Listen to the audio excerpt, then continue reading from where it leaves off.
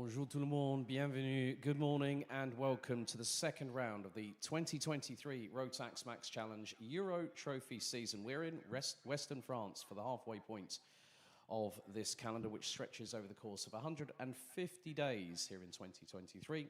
And we welcome everyone to Circuit du Val d'Argenton in Western France, around about an hour and a half away from Nantes Atlantique Airport. And this 1,280-metre circuit, which has been around since 1996, will host 15 races over the course of today's proceedings here on Heats Day. We have 118 drivers from 21 different nations competing in the following classes in totality, which will be Junior Rotax, Senior Rotax, DD2 and DD2 Masters. Yesterday afternoon saw qualifying take place, and there were quite a few amendments post the respective sessions. So we'll be running all the way through until around about just after 4:30 local time here in France. So over the course of the day, 15 races will take place, 15 heats, which will then decide the ranking after the heats and lead us into finals day tomorrow. Over the course of the weekend, we'll have a total of 22 races. And the sun has been very, very plentiful. So has the southwesterly wind that has been hitting the circuit over the course of the past few days. And at the moment, the current air temperature is 18 degrees Celsius and sunny. There is due to be a high of 26 degrees Celsius later on this afternoon with some cloud cover predicted. Partially cloudy conditions expected around about 2 p.m. this afternoon, which will be probably halfway through the second batch of the 15 heats today. Wind at the moment is southwesterly, around about 9 miles an hour. Humidity is about 69%. But we do have quite a lot of drivers that have ventured from the following nations, which includes the UAE, France, Cyprus, Germany, Lithuania, the Netherlands, Belgium, Denmark, Finland, Latvia, Austria, the Czech Republic are also represented, along with Italy, Canada, Poland, Hungary, the United Kingdom. And we also have some sole representatives from the likes of Jordan, Malta, Japan, and Australia. So we did have quite a lot of action last time out at Karting Genk, the home of champions, between the 14th and the 16th of April, where we had over 200 competitors competing in multiple different classes, including Minimax and Project E20. Minimax will make its return for round 3 of the season, which takes place between the 7th and the 9th of July at Karting d'Espagne in Marienburg in the Corval region of Belgium, before the final round of the championship will head to the United Kingdom for the first time in the Euro Trophy's history to Paul Fletcher International on the 8th to the 10th of September, where all classes will have their champions crowned. We will be giving away tickets for this year's Grand Finals, which will take place for the second time in 3 years at the Bahrain International Karting Circuit between the 2nd and the 9th of December.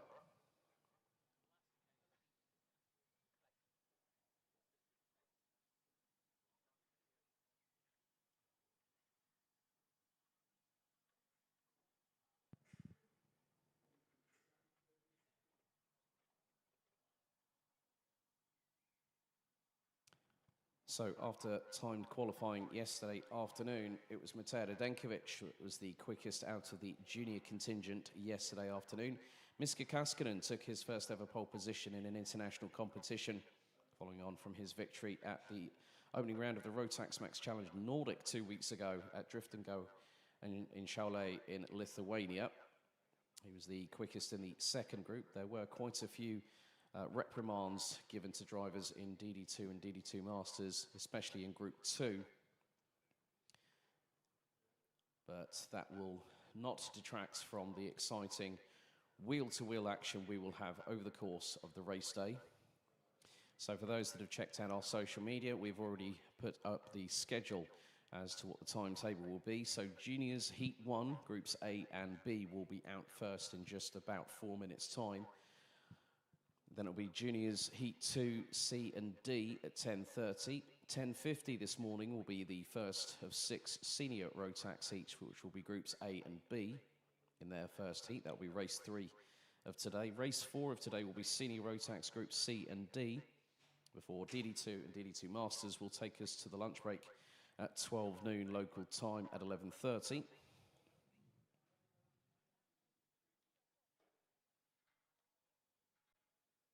And the fastest, well, the drivers that were put onto the top times of the qualifying yesterday, following all the post-session activity that did occur, we found that Carl Gustav Borgard from Denmark would end up as the leading DD2 driver, with Dennis Thulm, last year's champion, taking the top spot in DD2 Masters. All heats today will be under the following duration. For the juniors, it will be 7 minutes plus an additional lap. With seniors and DD2 and DD2 Masters, 10 minutes and plus an additional lap. The grid is now being cleared by the mechanics, who are giving their drivers last bits of well wishes, good luck, and also last bits of advice for the strategy in their respective races.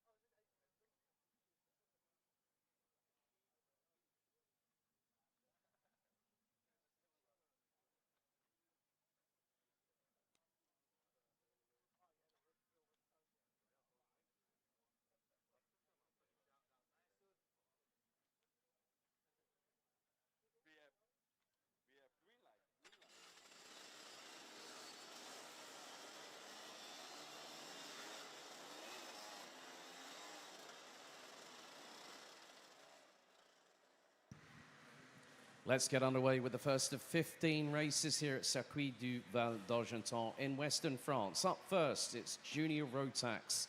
Heat number 1, Groups A versus B. Let's go through your starting grid. After time qualifying yesterday, it was Belgium's Matej Denkovic that was fastest of everybody. He will start on pole position. Alongside him will be the Netherlands' Casper Schormans in the 2:40.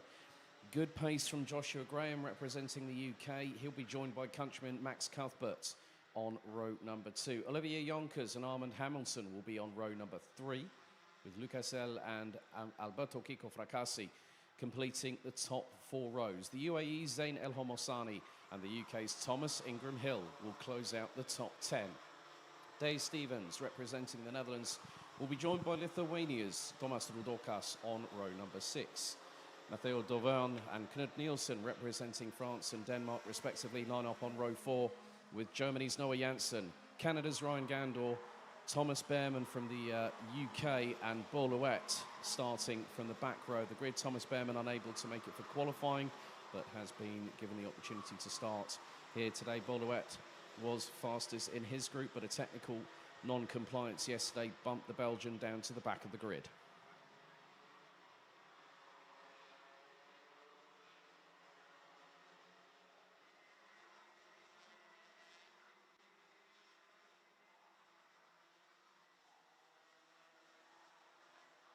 So it will be down to Matej Radenkovic and Kasper Schürmann to control the pace at the front of the field as they head their way up to the top part of the circuit at Dunlop, which is turn number 11 of this very, very fast and flowing and technical 12-turn, 1,280 metre circuit.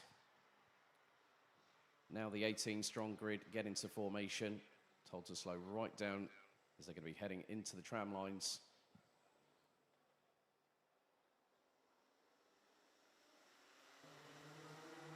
And the lights are green. We are underway for the first time as they head down towards Clubhouse.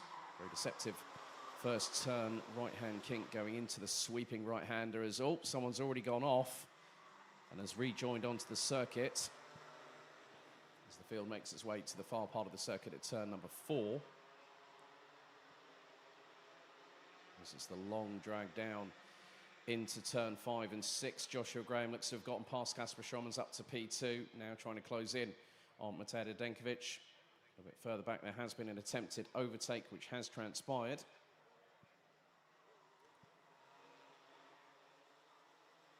So they make their way through the Piff-Paff chicane up towards the right-hander at Dunlop. They're going to be pushing north of 105 kilometres an hour through this turn 12, sweeping fast right-hander onto the start-finish straights as we complete lap number 1.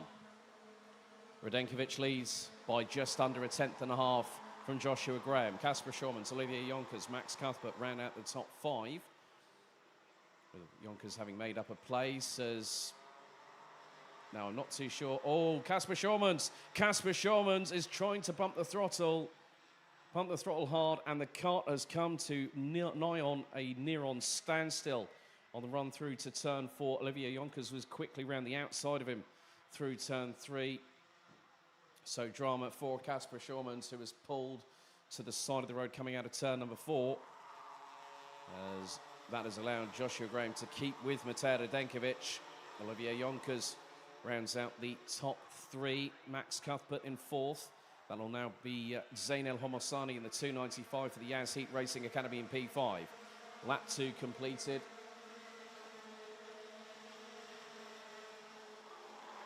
As Joshua Graham was again within 2/10 of Matej Radenkovic, just waiting and biding his time is the Brit from Argenti Motorsport. Quite a few changes have happened. Thomas Behrman, in the meantime, has got all the way up into 7th position and is chasing the quartet in front of him, which will have the likes of Tay Stevens in the 292 representing the Netherlands, rounding out P6. 4.5 minutes to go, plus an additional lap. It is getting a little bit feisty as Tay Stevens looking to close in on Zain El Homosani. Thomas Behrman has shot up from the penultimate place on the grid. Boulouette up to 11th as things stand as they come across the line to complete lap number 3. Radenkovic still has a fractional lead. It's just over 2/10 now as the 5 behind a line astern coming out of Clubhouse. And a move there from Thomas Behrman up the inside of Tay Stevens. Great anticipation from the youngster from Chelmsford, younger brother of Oliver Behrman, who's currently competing in FIA Formula 2. He looks to have very, very good pace. He's going to launch it up the inside through on Zain El Homosani. Now takes 5th place as the 259 from the United Kingdom. So Behrman very much on the move. Now halfway through the race, we're about to complete lap number 4. Radenkovic still leads the way. Graham in 2nd. The gap, is it starting to extend? It is by just over a tenth to 0.326 of a second. Bollouet now is up into the top 10. He's got past Lucas Sells from France and now is up into 9th position. Noah Janssen past Matteo Dauvergne from France. That is a change for 13th place. There's Max Cuthbert keeping Olivier Jonkers, who's in 3rd position, very, very honest. And Cuthbert looks for a move up the inside, gets through, outbreaks himself ever so slightly, but manages to still sweep in front of the 216 from Dams Racing to hold on to that 3rd position. And now the train is starting to extend. And that was Behrman up the inside of Jonkers, now up into P4, 13 positions gained by the 259, and now he's going for 3rd, he's going to get it. Cuthbert held out high and dry on the outside, El Homosani up the inside of Jonkers. Tay Stevens now gets through, and there is Tomas Rudokas from Lithuania, who's rounding out the top 8 and has an opportunity in his own right to try and make up some positions. Jonkers now looking for the slipstream, and he tangles a little bit with El Homosani, and Jonkers off the circuit and into the gravel. A slight touch between the pair, front to rear bumper, and Jonkers is the one that ends up with the rough end of the stick on that particular occasion. Now this has unlocked the opportunity for Thomas Behrman, who's now in 3rd place. It's a great move, a great set of moves. He got the job done early in the race, did Thomas Behrman.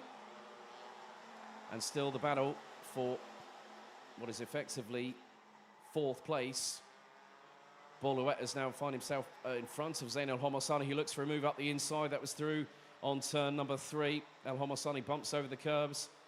Now that has allowed the 235 of Lucas Sells to get back through on the Emirati driver.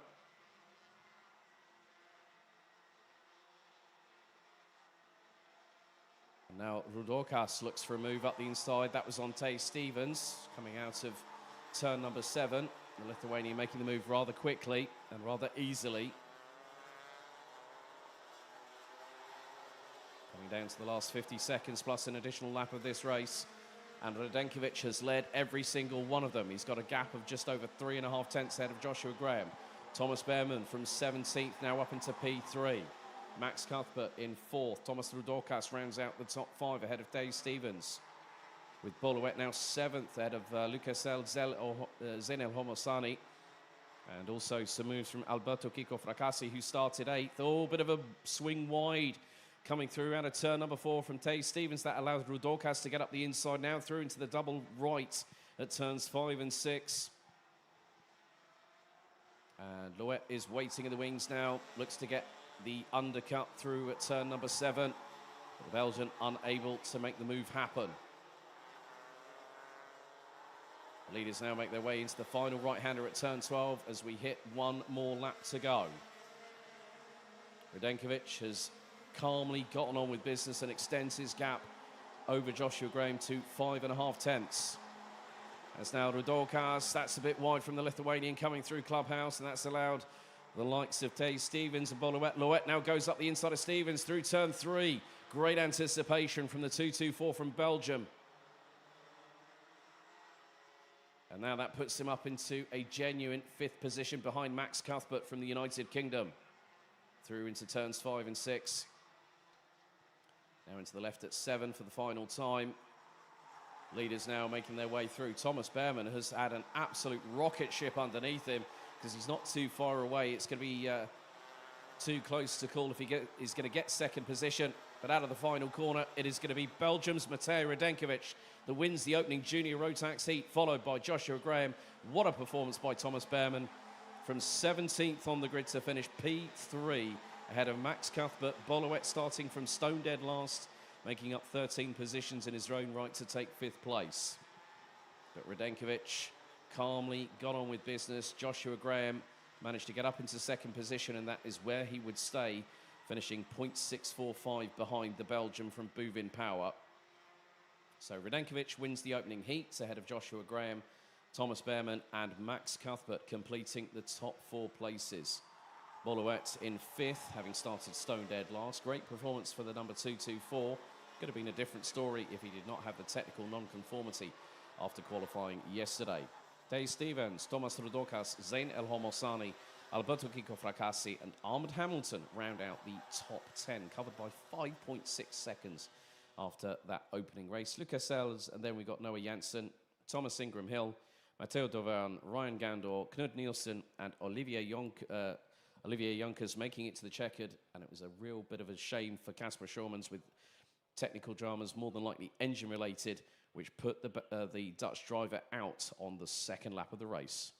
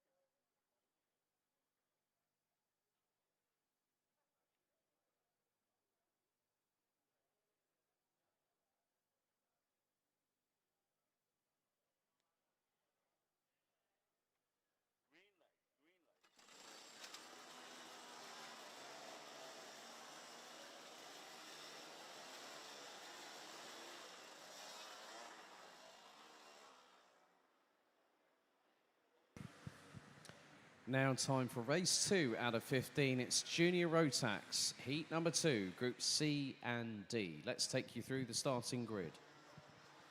It's going to be an all-British front row, courtesy of Archie Clark in the 247. Alongside him will be Argenti Motorsports' Kenzo Craigie in the 244. Row number 2 is going to be Tom Strela in the 238 representing Latvia. He'll be joined by the UK's Timur Jungling in the 265 on row 2. Germany and France represent row 3 with the 264 of Julian Kovacevic and the 272 of Ryan Bourguignon on that row. Boris Maximov from the Netherlands in the 230 will be on the inside of row number 4, joined by August Reber in the 229 representing the United Arab Emirates. Rounding out the top 10, it's France and the Netherlands with the 233 of Roman Kitzinger and the 262 of Krik Noren. Antoine Grisel and Hamza Al-Fayez representing France and Jordan will be on row number 6 with Matthias Jellerup from Denmark, Ollie Wise from the United Kingdom, Sky Parker also representing the UK, and Denmark's Kasper Nissen completing the 16-strong grid.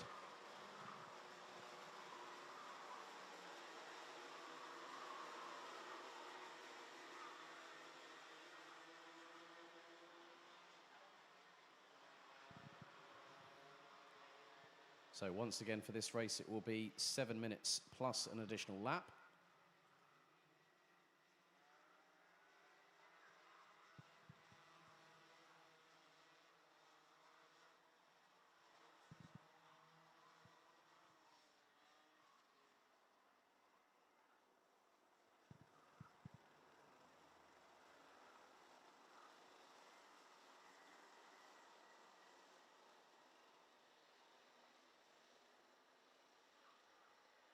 So the drivers heading up to Dunlop at turn number 11.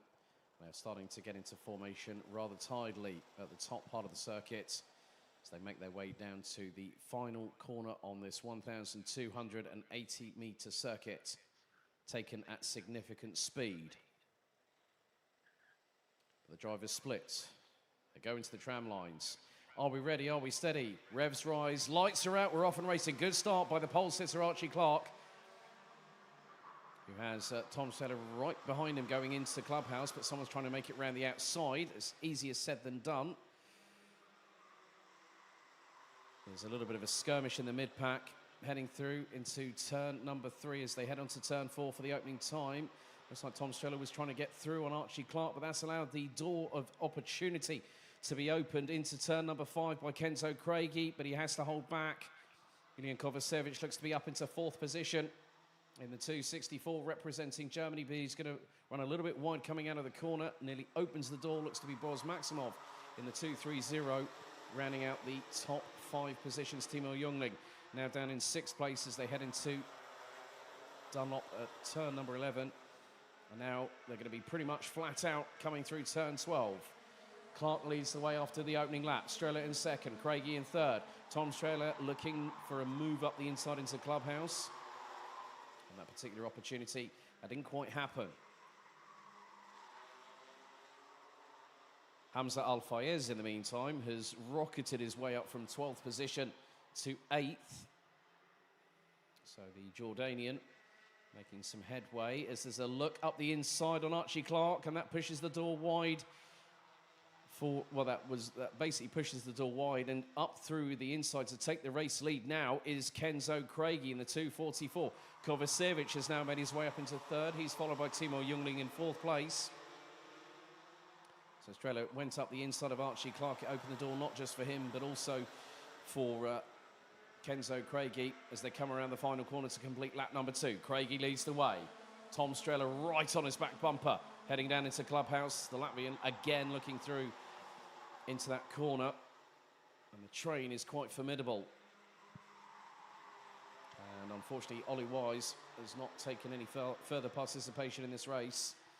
So we have 15 drivers, and coming down the back straightaway as Hamza Al-Fayez is trying to get up the inside through into turn number 5, has to hold back and wait for another opportunity. Then makes a mistake coming out of turn 6, left wheel touches the grass. It's all happening behind the top 2 because Julian Kovacevic has just lost a big handful of places.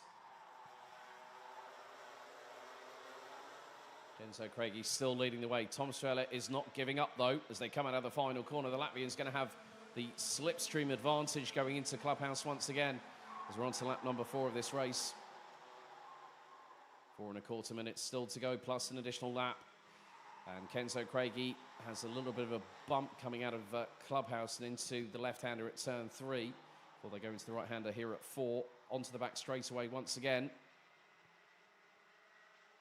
Archie Clark has now started to resurge his way up the field, and he's behind Timo Jungling. The 265 from Dan Holland Racing currently in 3rd place.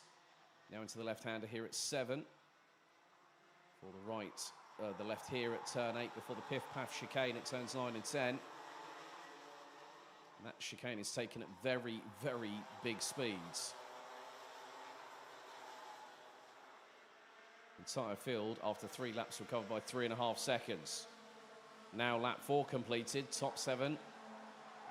As Strela was looking very, very feisty up the inside through into Clubhouse on Kenzo Craigie on that particular time. Very much side by side. Kenzo Craigie held his line. Black and white flag is coming out for Hayam Bourguignon in the 272, representing France in 6th. Kenzo Craigie is holding on at the moment. Just under 3 minutes to go, plus an additional lap. Kenzo Craigie is keeping Tom Strela at bay, but they've got to watch themselves of the 2 in front, because rapidly closing are the likes of Timo Jungling and also Archie Clark. Looks like there's been a slight change. August Raven might have just gotten up into 6th position through Dunlop.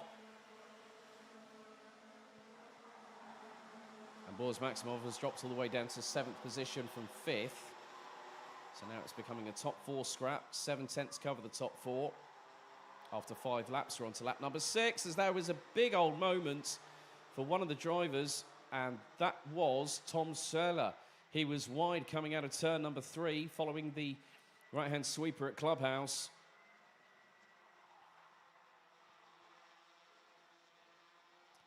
And now Archie Clark looking for a move up the inside of the 238 from Latvia and gets the job done coming out of turn number 7.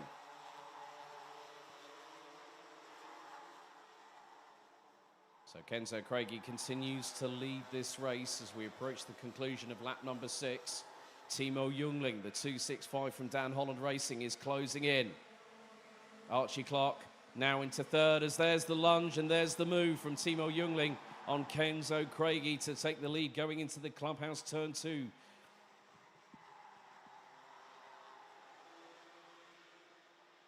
But Kenzo Craigie was very, very tight towards the apex through into turn 3 coming out of Clubhouse.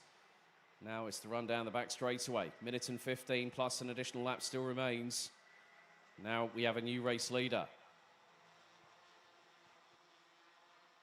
But everything is starting to have the accordion effect just behind, because now it's not going to be the top 4 that might be competing for the potential race victory, with a minute on the timer left to go plus an additional lap. Hayam Bourguignon is leading the charge of the cavalry from behind. Jungling now starting to stretch a little bit of an advantage over Kenzo Craigie. Tom Strela now looking for the move on the 244. Is he going to get it this time? Yes, he is, and gets through for 2nd position, but runs a little bit wide coming out of Clubhouse. Nearly presents the opportunity for Kenzo Craigie to get back through on a silver platter. But the 238 manages to shut the door rather quickly.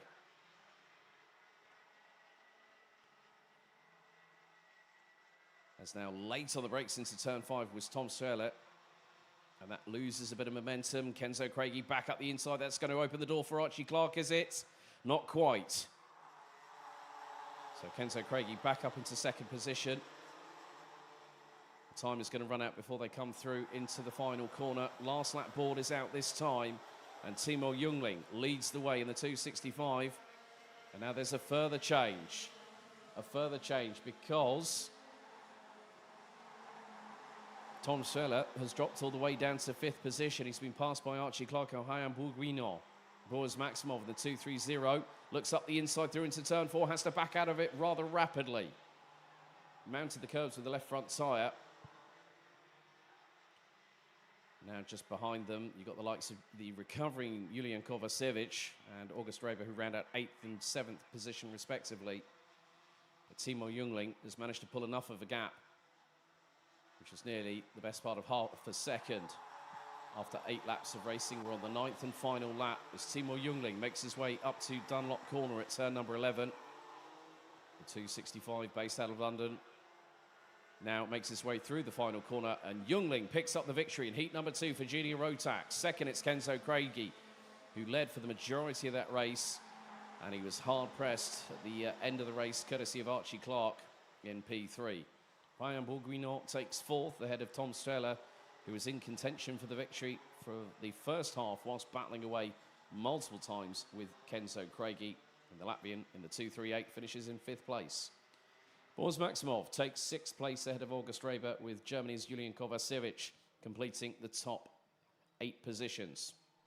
Francis Antoine Grisel and Jordan's Hamza Al-Fayez complete the top 10, followed by Krik Knorren, Casper Nissen, Sky Parker, Matthias Jallerup, and Francis Romain Kitzinger completing the 15 that finished all 9 laps of racing, covered by just over 7.2 seconds. Unfortunately for Ollie Wise, his race ended prematurely with a technical failure coming out of turn number 4.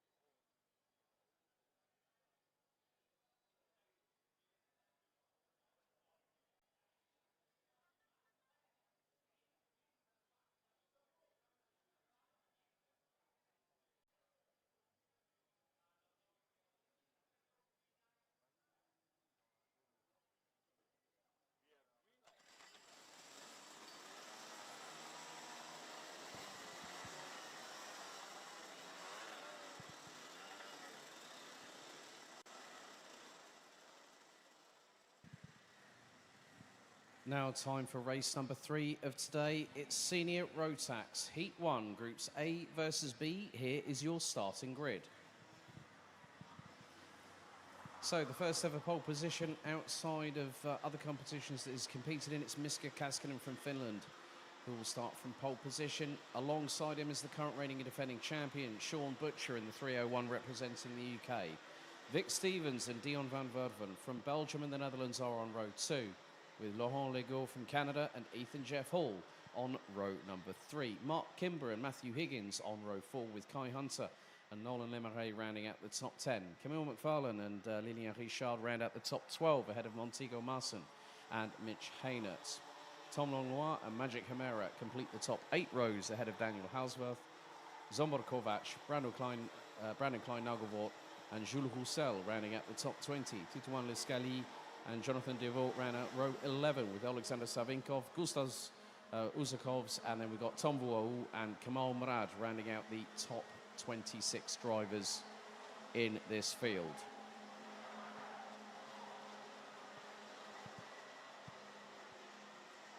So 10 minutes plus an additional lap of racing awaits these 26 drivers, comprising of 13 rows in total.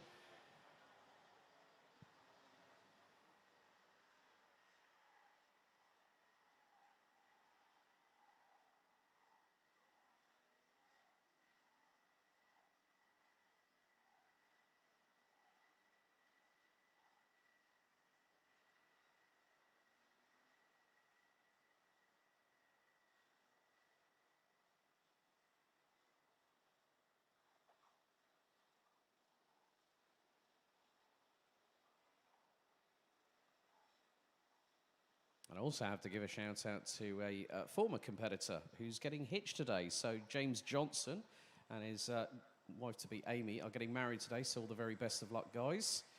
Hope you have a wonderful day with friends and family. Man who's had more comebacks than I've had hot Sunday roast dinners over quite a few years. But the field is now starting to slow to a crawl as they approach the line heading into Dunlop at turn number 11. So Kaskinen and Butcher will be controlling the pace as they make their way out of turn number 11 and then crawl their way down towards turn number 12, which will be taken at over 110 kilometers an hour during full racing conditions. Into the tram lines. Revs to rise, are we ready? Lights are out. We are underway for the first of 6 Senior Rotax Heats as Kaskinen and Butcher were nearly side by side heading into Clubhouse. After the turn 1 right-hand kink heading into the turn 2 corner.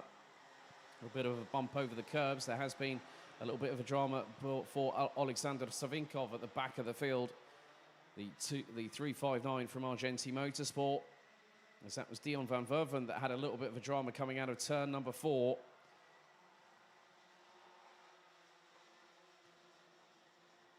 So through into turn 7. Kaskinen leading the way. Now it's Vic Stevens up into P2. Butcher in 3rd as they go through the Piff-Paff chicane. The driver at the back end of the field looks to be Liscali in the 925. As we've got someone backwards in the wrong way coming into Dunlop. Lap 1 completed, Kaskinen leads. Top 4 rounded out by Mark Kimber. The only driver to win 3 different grand finals in 3 different classes. Junior, senior and DD2. Kaskinen runs wide. Coming out of turn number 3, Vic Stevens up the inside. Butcher goes through and now Kimber does as well. And along with that, so does Kai Hunter. And there is Laurent Legault from Canada trying to make his way through. So after 1 corner, Miska Kaskinen finds himself a little bit further back than he would have anticipated. Because one mistake here at Circuit du Val d'Argenton, and you can be punished quite severely. A little bit further back, some battling between Ilya Richard and Zombor Kovac. As now there's been another change for the lead because Butcher and Kimber have got through on Stevens. As that was very close coming out of the final corner. It was too wide, just outside of the top 3. Kai Hunter makes his way up into 3rd place. Vic Stevens drops to 4th. Laurent Legault from Canada in 5th. Miska Kaskinen, Ethan Jeff Hall, Camille McFarlane, Matthew Higgins and Montego Masson round up the top 10 as that was a very, very last-minute chance from Mark Kimber to get up the inside of Butcher. Allowed Kai Hunter to get through to now take the race lead. Oh, Kimber's off and into the dust. And he's off again, coming out of turn 5. And over the back bumper of him goes Miska Kaskinen. Completely unsighted. It just goes to show how quickly a mistake, as I said, could be punished. And 2 uncustomary mistakes from Mark Kimber. He went for a move up the inside through turn 4 on Butcher. It didn't quite happen, and now that's changed the front of the field again. It's now Kai Hunter that leads the way. Vic Stevens in second, Sean Butcher in third.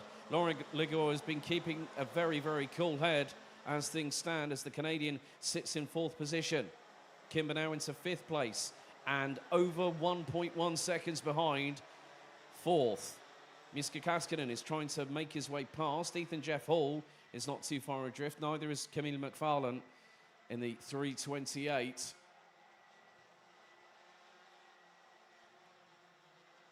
Just over 3 minutes completed of this race. And Kai Hunter now starting to try and stretch out a lead. Sean Butcher in the meantime has got past Vic Stevens.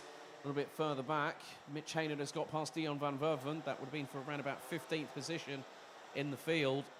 6.5 minutes still to go. Hunter leads. His lead over Butcher now is just under 3/10 as Vic Stevens looks up the inside of Lauren Ligor to get through to retake 3rd position. And the 3:69 from Belgium obliges and gets through neatly on the 3:22.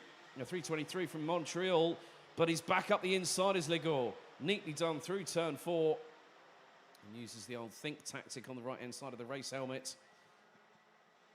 A little bit further back behind them. That was a little bit wide from Camille McFarlane, who's got a couple of other drivers not too far behind. One of which is the 384 of Linéa Richard. As the field makes their way through, out of Dunlop again. And there's Dion van Verven, who's just completely shortcutted. Now, it might have been through no fault of his own, but the 377 on the CRG chassis representing the Netherlands is way back where. And now there is an absolute fight and a half happening for what is 3rd place on the road. And Mark Kimber has made his way back into it. He's in 4th. He's ahead of Lauren Ligor with Vic Stevens now back up into 3rd position. Coming through into turns 5 and 6. Kimber just waiting for an opportune moment to get through. But this is also allowing Miska Kaskinen to close on in.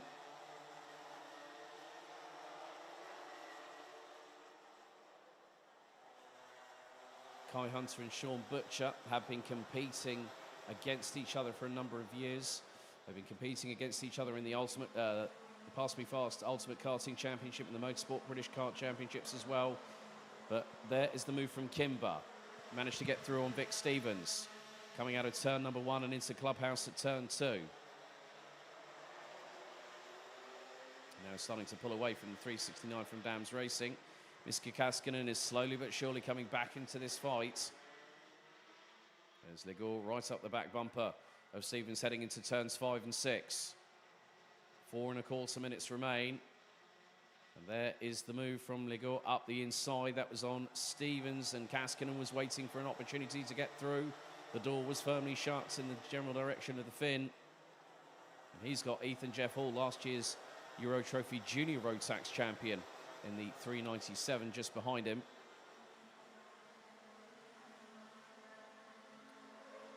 Lap number 8 underway. And the top 13 covered by 5.1 seconds after 7 laps of racing. Kamal Murad's made his way up into 16th, battling away with the likes of KR Sports' Magic Chimera. But Ligor has pulled a gap over Vic Stevens. Now he's going to start chasing down the top 3. Fastest lap of the race, Mark Kimber, 51.534 seconds.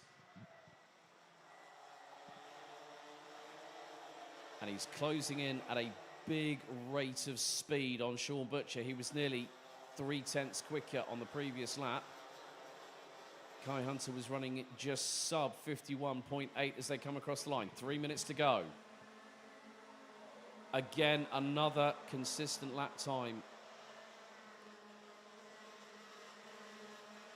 from Mark Kimber. Well, he's now in the window of where he's now being buffeted by the dirty air that's being provided by the two in front. As soon as he gets a little bit closer, but because there's no traditional aerodynamics on these karts apart from the Nassau panel, the front fairing, he's got to make the best of what he can with it.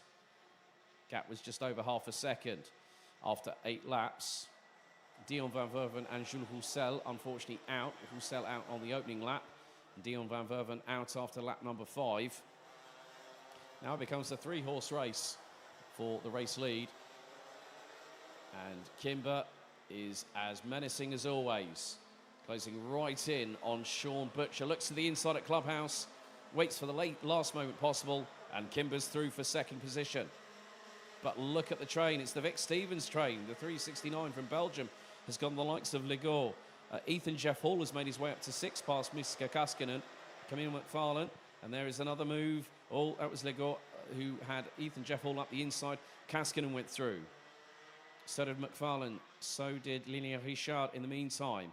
And there's Montego Marson at the back end of the top 10. Right with the 323 from Canada.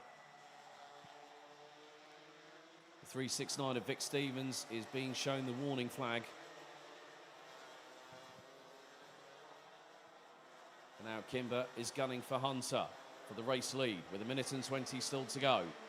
And there's still more battling happening at the back end of the top 10.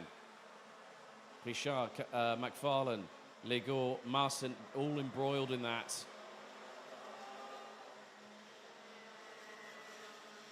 And a little bit of a run wide there from that was Kai Hunter coming out of turn 3. Kimber was very, very quickly past him. And when the 395 from Sunderland dropped the kart outside of the Optimum Racing line, Sean Butcher managed to get his way through too. 45 seconds on the timer remaining, plus an additional lap. Kimber, however, is not getting away. Stevens and Jeff Hall round out the top 5. 24 out of the 26 drivers still competing as we have 30 seconds on the timer remaining. 2 laps to go, including this one. Kimber has a fractional lead over Butcher. It's 2.5 tenths. Kimber, not this lap, but the previous lap, put in the fastest lap of anybody. 51.479 as back behind them. That is a good old scrap between Vic Stevens and Ethan Jeff Hall. Jeff Hall trying to get through on the 369. Youngest drivers in this class are 14. Eldest is 31. As that was a very, well, it looked like that Ethan Jeff Hall was trying to facilitate a move going into turn number 5. But the timer has expired as Richard and McFarlane start battling away behind Jeff Hall and Stevens. Leaders now on the run down to turn number 12. Last lap board is out. And it is Kimber that leads the way. Butcher in second, Hunter in third. Now the skirmish for 4th. And it's being led still by Vic Stevens, who's fractionally ahead of Ethan Jeff Hall. Camille McFarlane and Lilia Richard. Lauren Legault rounds out the top 8 with Miska Kaskinen. And now Zombor Kovac rounding out the top 10.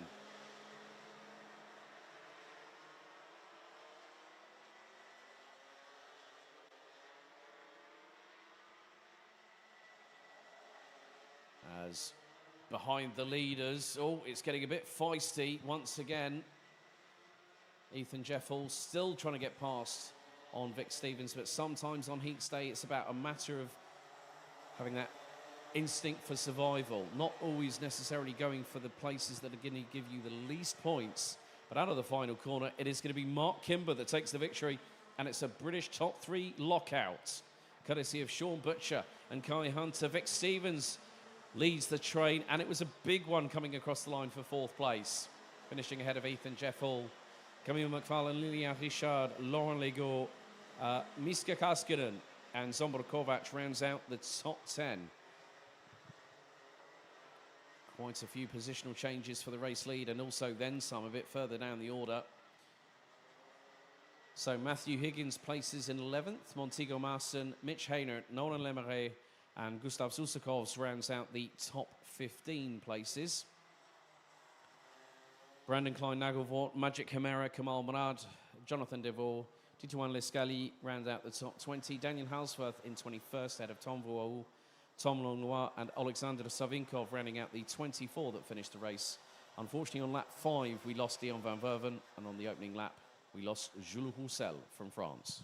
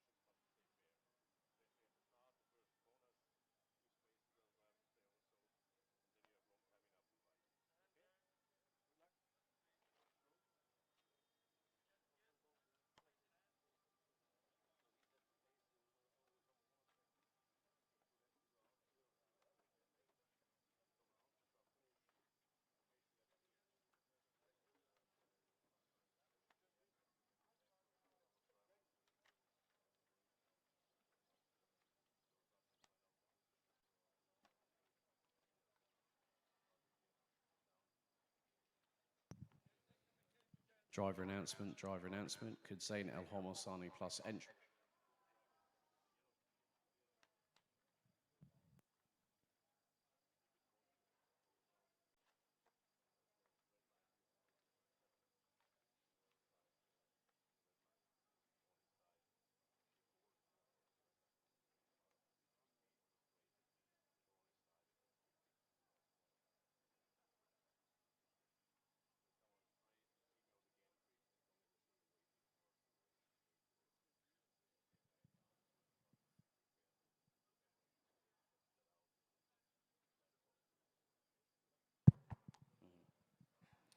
Driver announcement. Could Zain El Homosani plus entrant report to the stewards immediately? That's driver number 295 plus entrant to the stewards immediately. Thank you.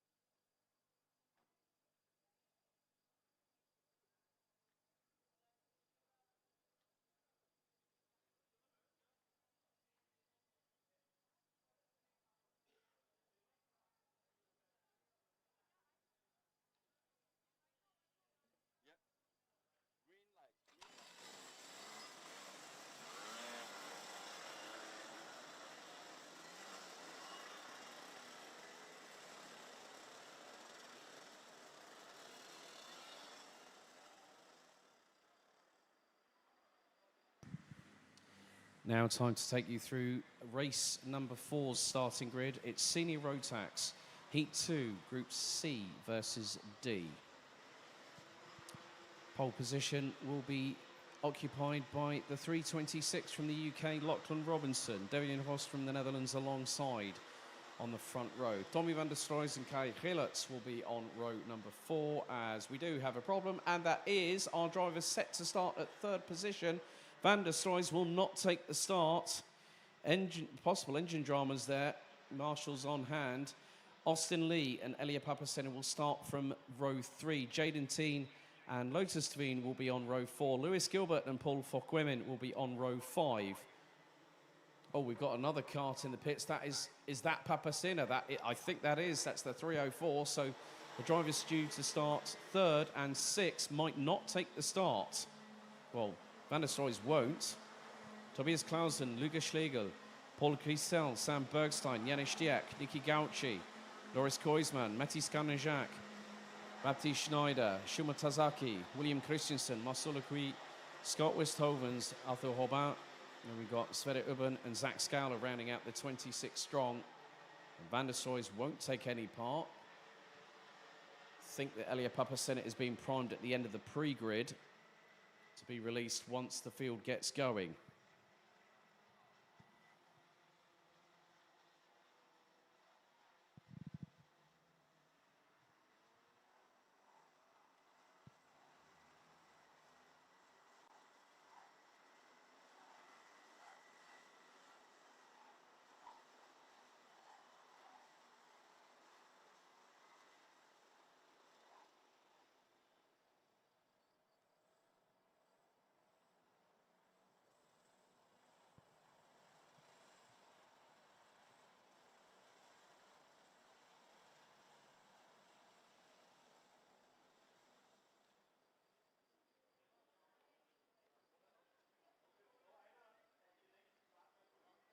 So we'll be down to Lachlan Robinson and Devian Ross to control the field as they come out of the final corner. Revs rise. Are we ready? Are we steady? Lights are out first time.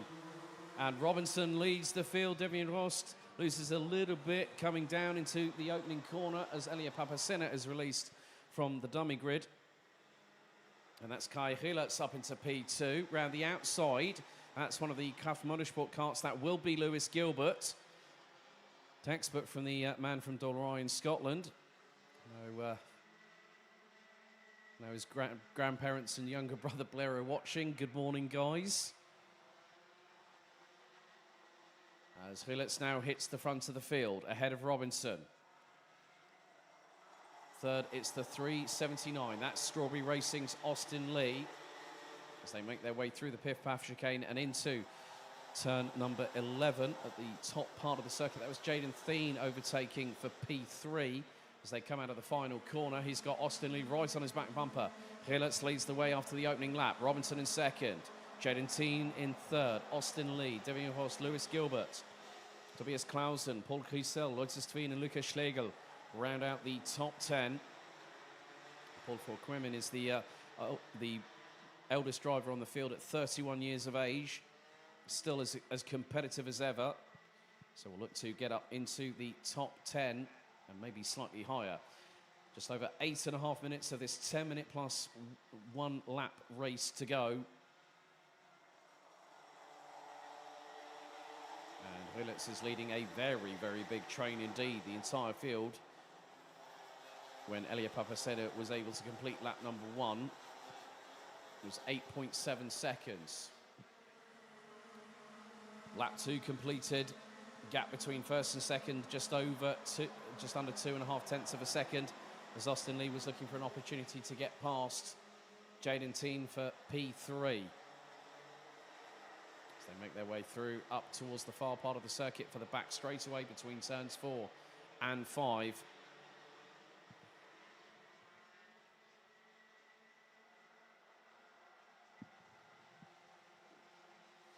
So the field calmly makes their way through the midpoint of this technical and fast-flowing circuit.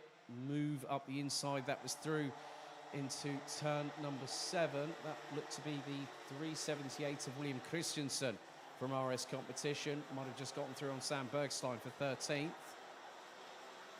changing positions again at turn 11 at Dunlop. But Lachlan Robinson is keeping pace with Rilets. Fastest lap of the race so far. Lotus Tveen in 8th place. She's just put in a 51.901 second lap time.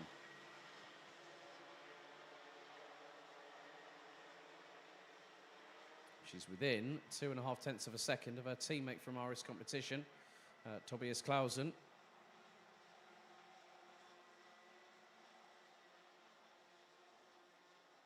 So through into the final part of the circuit here at Circuit du Val d'Argenton.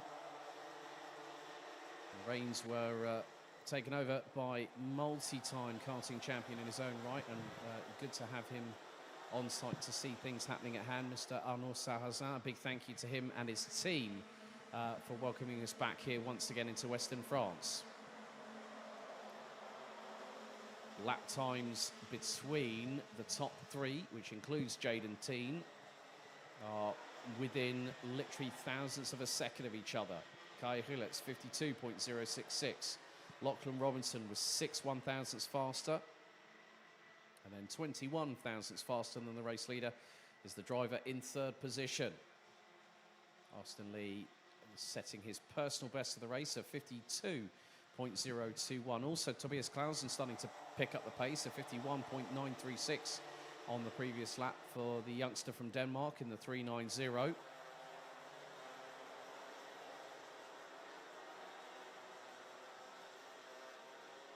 Metis Karnijak has now made it into the top 15, having got past Loris Goldschmidt, the Belgian from Kraft Motorsport, in the 920.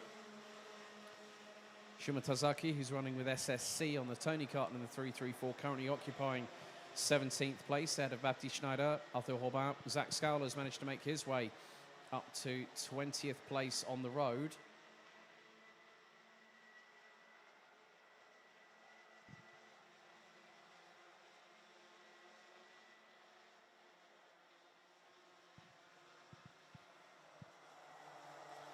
So 5 minutes completed, 5 to go, plus an additional lap. And Rilets has started to extend a slight advantage over Lachlan Robinson.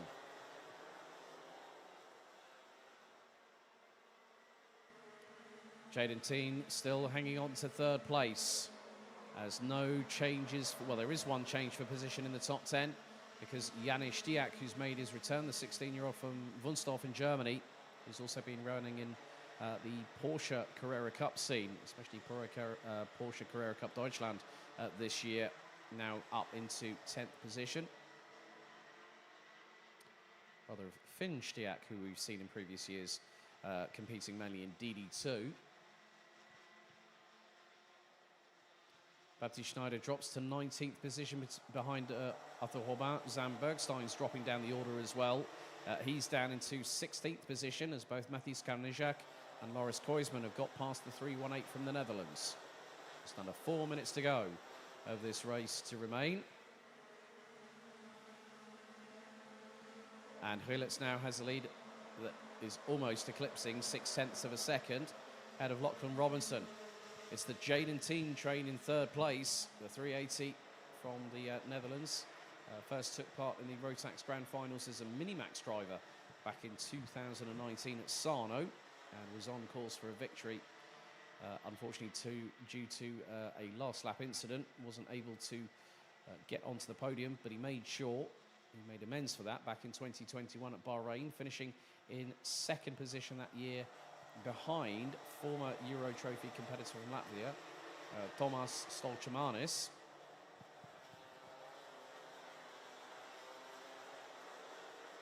But that gap looks to be extending again between 1st and 2nd position. So Rilets across the line, gap now just over 6.5 tenths. No movers or shakers in the top 18. Zach Scowler's now got past Shuma Tazaki from Japan for 19th position. A very difficult qualifying session for the 316. One of 2 drivers representing the Yaz Heat Racing Academy. The other one being Zain El Homassani in the 295 in juniors.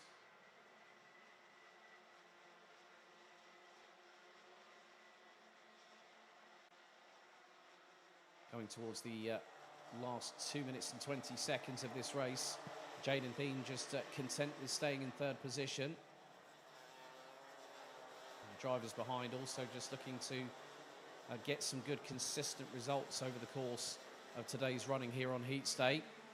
Rilets now again pushing the pace, and now Austin Lee is looking to try and see if he can get past on Jaden Thien. As, oh, a bit of a drama there. That is for the 3-3-4. And that is Shuma Tazaki from Japan. And that was actually down the start-finish straight. So the Japanese driver is at a standstill and won't take any further participation in this race as we head into the last 90 seconds, plus 1 lap to go. So yellow flag, so no overtaking at the final corner is permitted. And down the start-finish straight, Shuma Tazaki is all okay. Might have been a technical issue for the kart as he runs to safety. Shuma Tazaki runs to safety. And Rilets' lead now eclipses a second. Just over a minute left to go. We're on lap number 11. So we'll get probably more than likely 13 laps of total racing.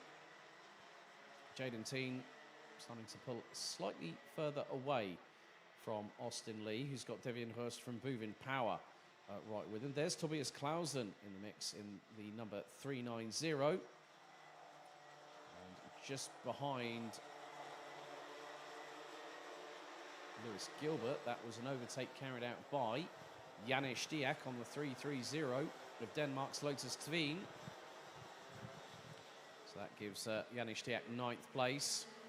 2 more laps to go, and a bit of a dogfight has started to show its hand as Devian Horst really closing up to the back bumper of Austin Lee. And you've got the likes of Tobias Clausen, Paul Crisel, followed by Lewis Gilbert. There's Janis Diak, followed by Lotus Tveen. So 24 out of 26 drivers now heading on to what is going to be very shortly the final lap of this race. And once more, Devian Horst trying to do something very, very special, but Tobias Clausen tries something in his own right, nearly opens the door for Paul Crisel through into turn number 8 as the 390 from Denmark. But last lap board is going to be out this time. And a warning flag being shown to the 379 of Austin Lee. So last lap is underway. Rilets nearly has a 1.5 second advantage over Lachlan Robinson. Both are very, very calm and composed. Jaden Thien has also got plenty of air to breathe. Paul Crisel looking up the inside of Tobias Clausen going through into turn 3. Turn 4, that wasn't a possibility. As Clausen closing in on Devian Horst going into turns 5 and 6 for the final time. So it is the Devian Horst train rather than the Austin Lee train it was a few moments ago.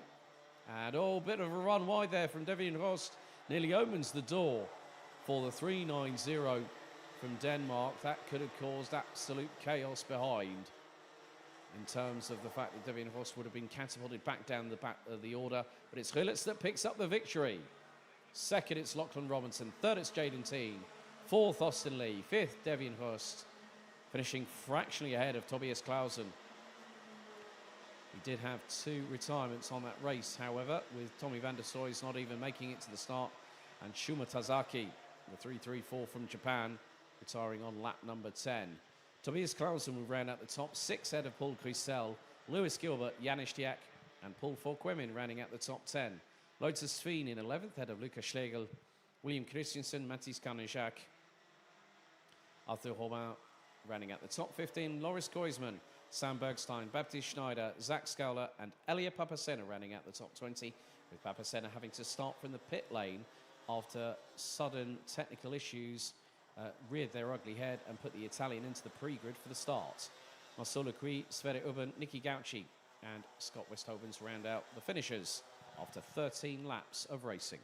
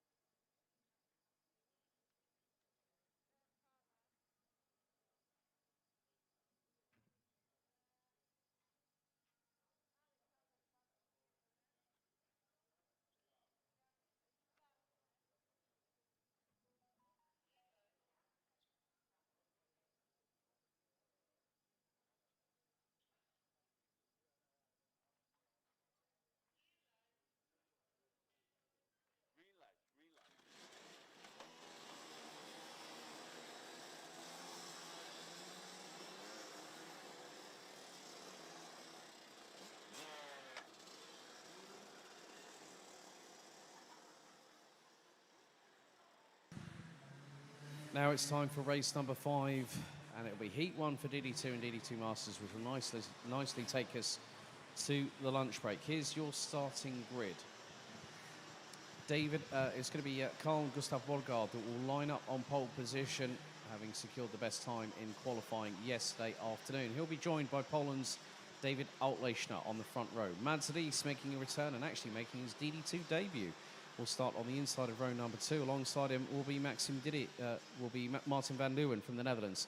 Axel Sarniala and Maxim Dirks will be on row number 3. Rasmus van der Boe will be joined by Italy's Leonardo Baccaglini on row 4, with Ville Villainen and Nicolas Guillaume rounding out the top 10. Maxim Shurko and Victor Frostbay will be on row 6. Enzo Bol will be joined by the Czech Republic's Jakob Bezel on row 7. Patrick Snows-Lockmelis and Mats Johan Overhoff will be on row 8. Row 9 will be Philip Moitzi, and DD2 pole sitter after yesterday's qualifying, Dennis Thum. Completing the top 20 will be Nicolas Picot, and now returning after having his appendix removed back at Karting Genk a few weeks ago, Canada's Lucas Pernod. Manuel Tenchert, Jules Cousin, row 11. Kilian Gerhardt and Sebastian Schul, row 12. Peter Bezel and Martina Stankiewicz, row 13. Row 14, Christophe Capitan and Tim Stipitz, with Jimmy Chaumier, Igor Mukin, Tony Hogg and Michael Becker completing the 32-strong grid.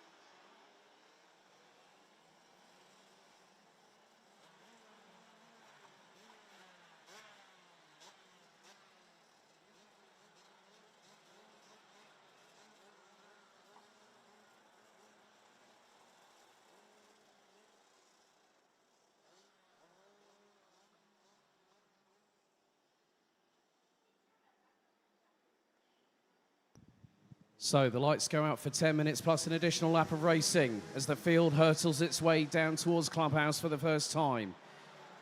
And Carl Gustav Borgard got a very, very good run. Everyone's 2-3 abreast. We've got someone around and it's caused a bit of pandemonium behind. Carts all over the place coming out of Clubhouse, and it was one of the KSCA Soda Europe carts possibly.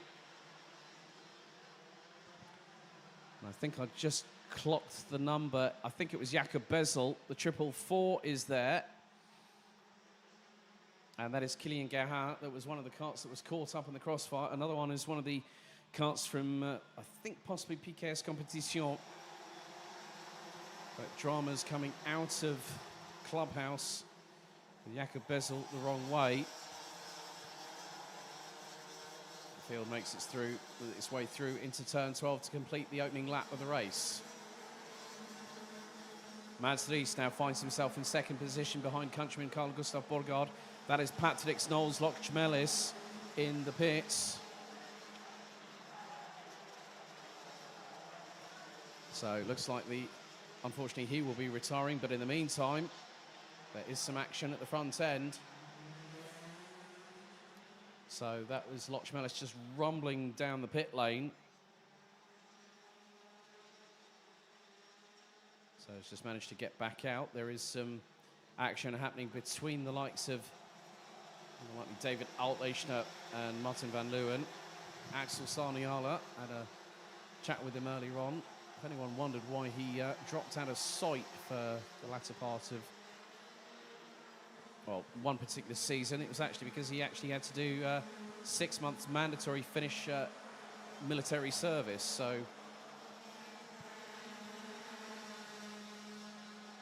at the moment, it is a 1-second lead for Carl Gustav Borgard ahead of David Altlechner.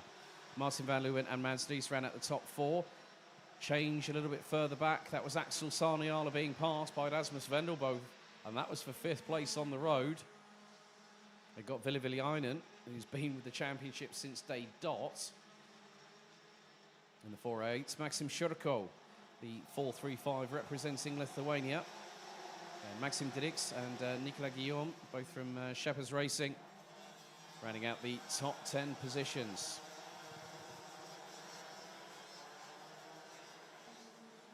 So looks like we have Jimmy Chaumier and Kylian Gerhardt. So Chaumier was the driver on the Gillard chassis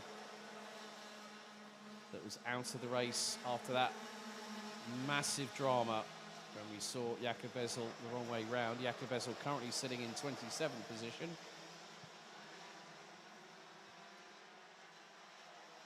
But Mads Ries in the 4.68 representing Denmark is a little bit further behind than the two battling away over second place. David Outlechner versus Martin van Leeuwen. Outlechner showcased his speed at karting Genk, having last year raced, the last couple of seasons he's been racing as a senior.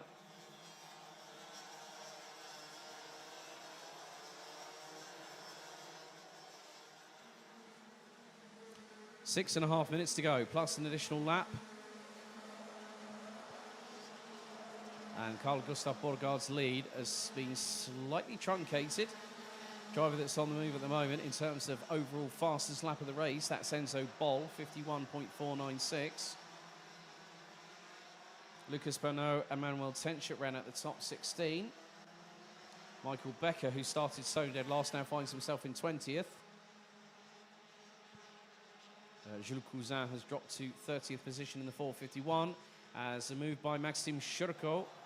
That was on the inside of Ville Villainen. Maxim Dirix might have just also made up a place in his own right.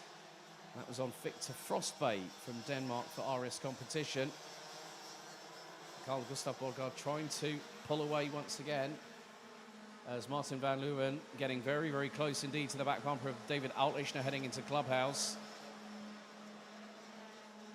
Leading the way in DD2 Masters, it is Nicolas Picot in the 5.17, rounding out the top 17. As there's the lunge, there's the move from Martin van Leeuwen from the Netherlands up the inside to take second position off of David Outlechner from Poland in the 4.65.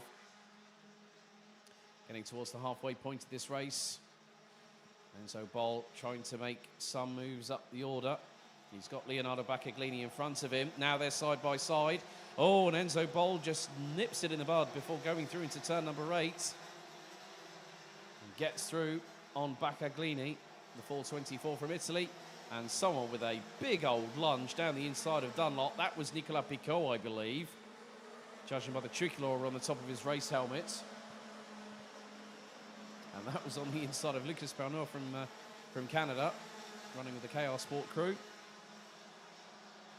Lucas now based a lot more out of the UK, helping Ryan Gandor learn his trade.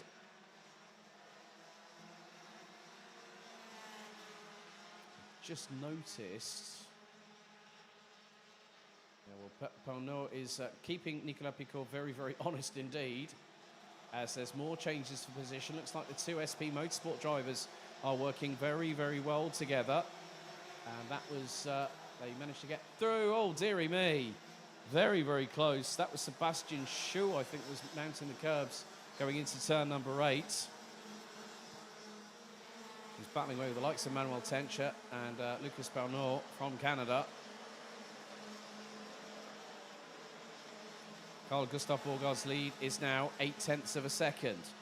Enzo Boll now into the top 10 ahead of Leonardo Baccaglini. They managed to get through. Oh, big off.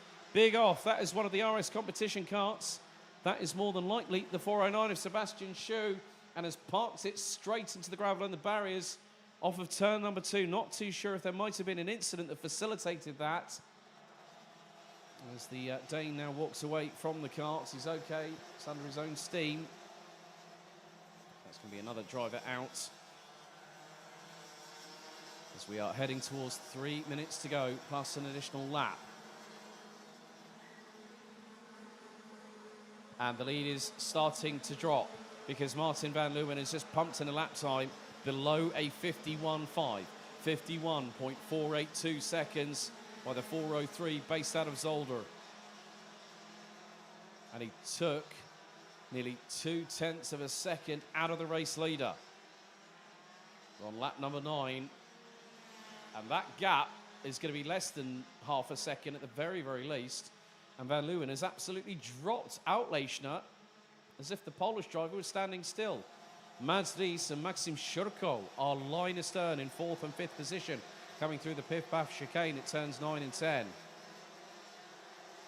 Axel Sarniala currently occupying 7th position, ahead of Maxime Dirks from Belgium. Victor Frostbay and Enzo Boll complete the top 10 at the moment.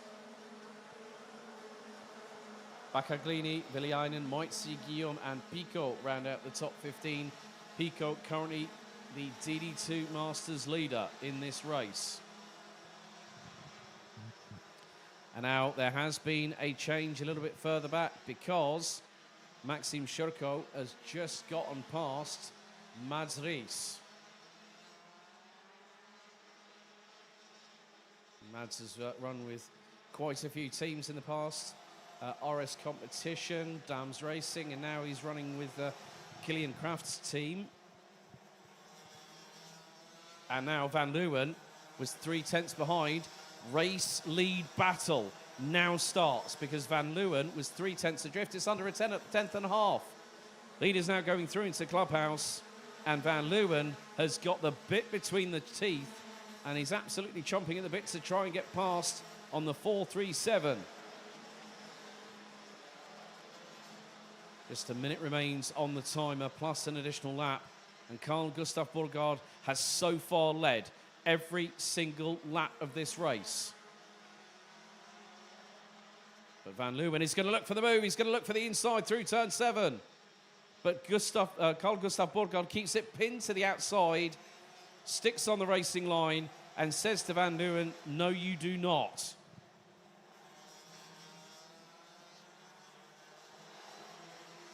Now 2 laps remain. Borgaard has pulled a little bit of an advantage over Van Leeuwen. It's gone up to 2.5 tenths. But we've seen it time and time again from Martin Van Leeuwen from the Netherlands. When you least expect it, he will be there and waiting in the wings. Down to 28 out of 32 drivers. And the race lead comes down to the final couple of laps. Carl Gustav Borgaard now has an ever-closing Martin Van Leeuwen from the Netherlands with him through into turn 7. Carl Gustav Borgaard goes out a little bit wide coming out of turn 7. That allows Van Leeuwen to take the tighter apex to get through. We're going to come down to the final lap racing before we head to the official lunch break here at Val d'Argenton. Race lead is on. 10th covers the top 2. Onto the final lap, Van Leeuwen swings to the outside through into turn 1 to try and carry the momentum through into Clubhouse. Now into turn 3, the left-hander. Turn 4 is where Van Leeuwen could start to gain some ground. He's within half a kart length. He's in the window. He pulls to the left. Borgaard pulls to the right-hand side to defend. And Borgaard keeps on that racing line. Van Leeuwen again now sweeps to the outside, tries to get the over-under. Done on Carl Gustav Borgaard through into turn 7, but the tactic did not work. But one more corner remains. Now you can see Van Leeuwen starting to gather up pace and momentum. Through into the final corner. It's not going to be enough. Well done, Carl Gustav Borgaard, winning by 71 thousandths of a second. Finally, Borgaard provides a brilliant performance, nailed it in qualifying, and picks up the first win of the day by 71 thousandths of a second. Martin Van Leeuwen, he was going to be there all the while. He was 71 thousandths adrift at the end of 13 laps of racing. And well done to Maxim Shurko, who takes P3 representing Lithuania in the 4.35. We've also had a time penalty issued in the meantime. David Outleichner came across the line in 4th. He will be dropped a further 5 seconds back due to a jump start. So that will promote Mads Ries up the order. And looking at the way things stand, Outleichner, that will put him on 7.6 seconds. So that will drop into around about 13th position. Mads Ries finishes ahead of Rasmus Vendelbo with Axel Saniala, Maxim Didix, Victor Frostbay, Enzo Boll. They complete the top 10 at the moment, but that will become the top 9, with Bakaglini being promoted into 10th. Ville Villiainen, Lucas Bernot, Nicolas Guillaume, Philip Moitzi, Nicolas Picot takes the DD2 Masters win in this one, finishing 16th overall. Ahead of Manuel Tencher, Martinas Stankiewicz finishes in 18th and second in DD2 Masters. Ahead of Mats Johan Overhoff and Christophe Capita, who rounds out the top 20 and the top 3 in DD2 Masters. Peter Bezel, Jakob Bezel, Michael Becker, Tim Stipitz, Dennis Thum, Igor Mukin, Tony Hogg, and Patrick Snolls-Lockmelis are the last of the drivers that were classified and finished all 13 laps. On lap 8, we lost Sebastian Schou, who's hard into the barriers at turn 2, with Jules Cousin, Kylian Gerhardt, and Jimmy Chaumier rounding up the drivers that retired. And on adjustment, David Outlechner has been confirmed as finishing 13th provisionally.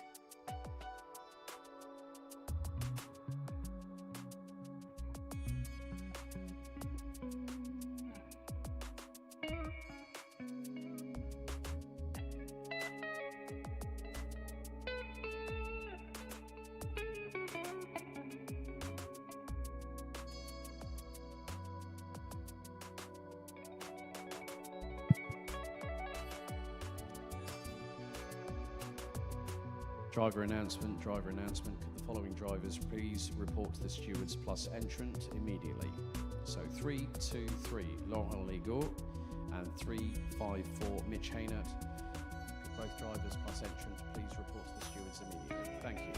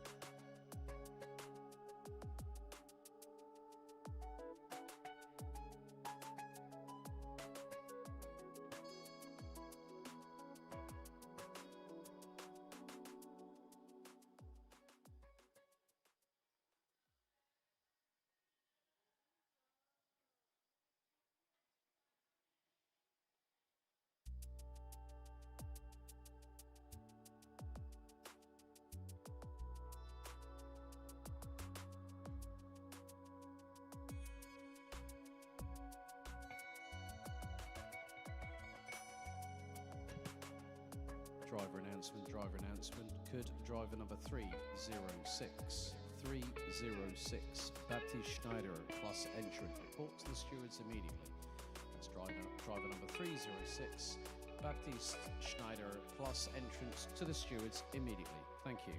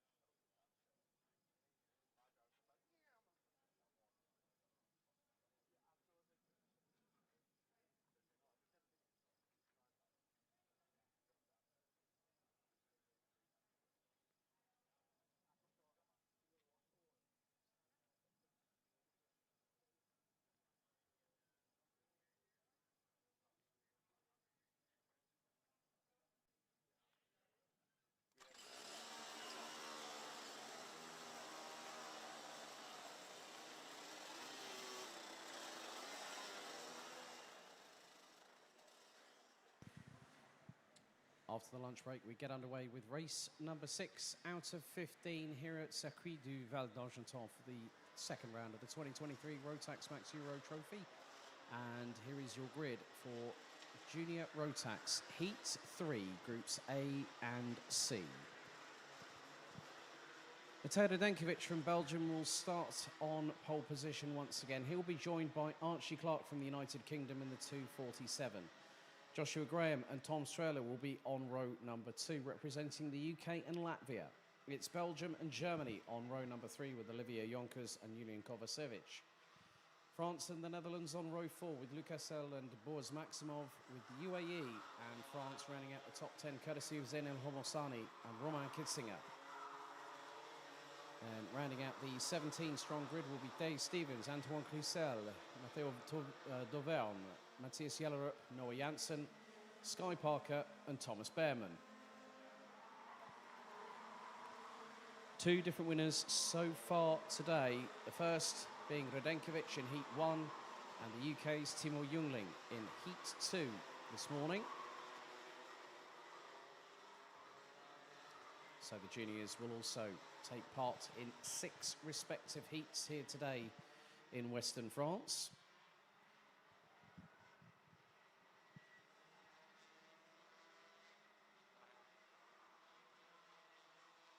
And in the meantime, the sun has gained intensity and heat. It is now 23 degrees Celsius.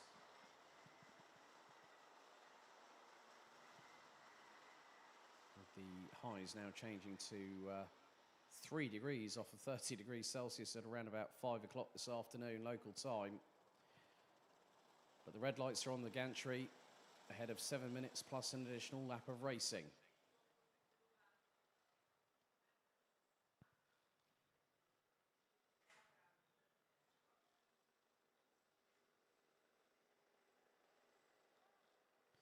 So it's down to Radenkovic and Clark on the front row to control the pace. Out of the final corner, into the tram lines. Are we ready? Are we steady? Lights are out. We are off and racing, and a good move across behind the front row from Tom Strehler to keep a hold of 3rd position. And now he's made that up into 2nd place. Joshua Graham up to 3rd through Clubhouse. So Archie Clark drops down into 4th position. A little bit of moving and shaking in the back part of the grid. They now make their way onto the back straight.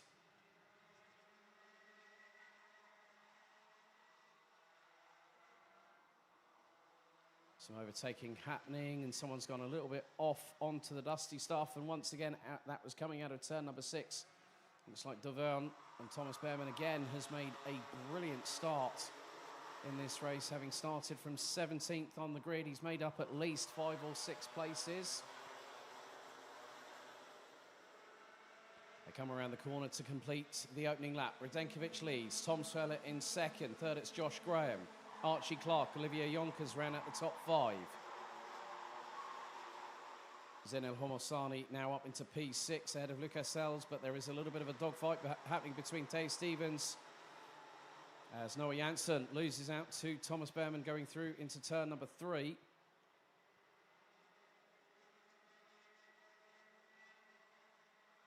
Down the back straightaway once again into the deceptive double right-hander. And Noah Janssen decides to go up the inside of Thomas Behrman, and Behrman's off. Loses a position to Matthias Jellerup. So youngster from Essex's progress halted ever so slightly, but there's still 5 minutes and 20 seconds plus an additional lap. Change a little bit further up the order. Julian Kovacevic has managed to get through on Lucas Els from France. That's for P7. And also going through at the same time was Dave Stevens. Joshua Graham now up into 2nd, having got past Tom Strehler from Latvia. As I spotted something going off of a cart coming out of turn number 3. Not too sure what that was. So there was a little bit of debris on the outside of the corner.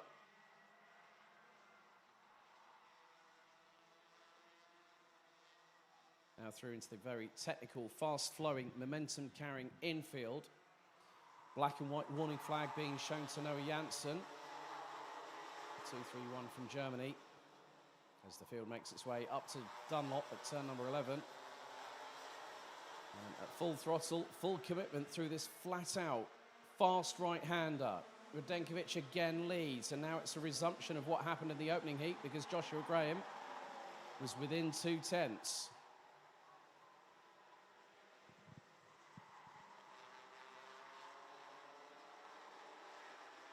Once again, up towards the back part of the circuit. Fastest lap of the race has been set by the driver in second position. Josh Graham with a 53.314 second lap time around this 1,280 metre circuit. A little bit further back, I think I've just spotted a move that has just seen one driver lose a couple of positions. And that's Julian Kovacevic, who's just lost 3 on the bounce through 2 respective corners. The last person to get past him was Thomas Behrman in the 2.59. And there is Matthias Jellerup going through. Neat move up the inside as someone nearly goes onto the dusty stuff and onto the grass.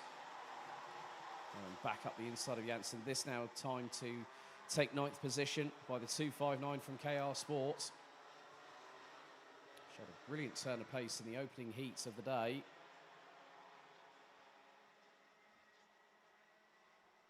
But Radenkovic, like he did last time, is controlling the pace at the front end of the field.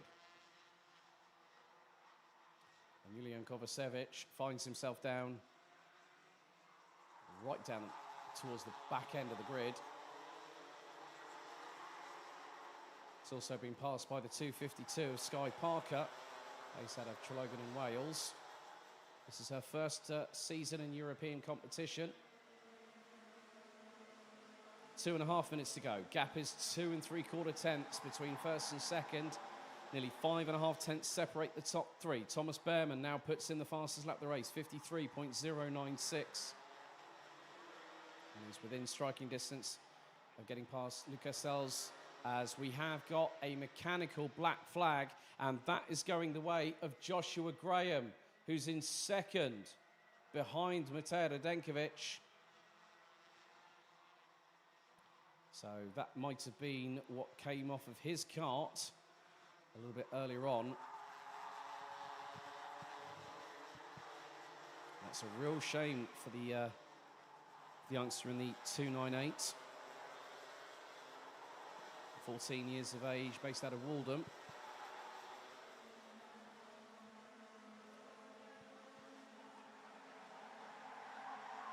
So Graham will have to park that within the next couple of laps. And that will be a real dent to his confidence. And the 2.98 has been absolutely blistering in qualifying. He put up a big fight against Matej Radenkovic in the opening heat. And now he's, you can tell that he's probably going to be letting Tom Strella pass very, very shortly. He's going to have to come out of Dunlop either this time or the next time and pull the cart into the pit lane, and that will be his race done and dusted.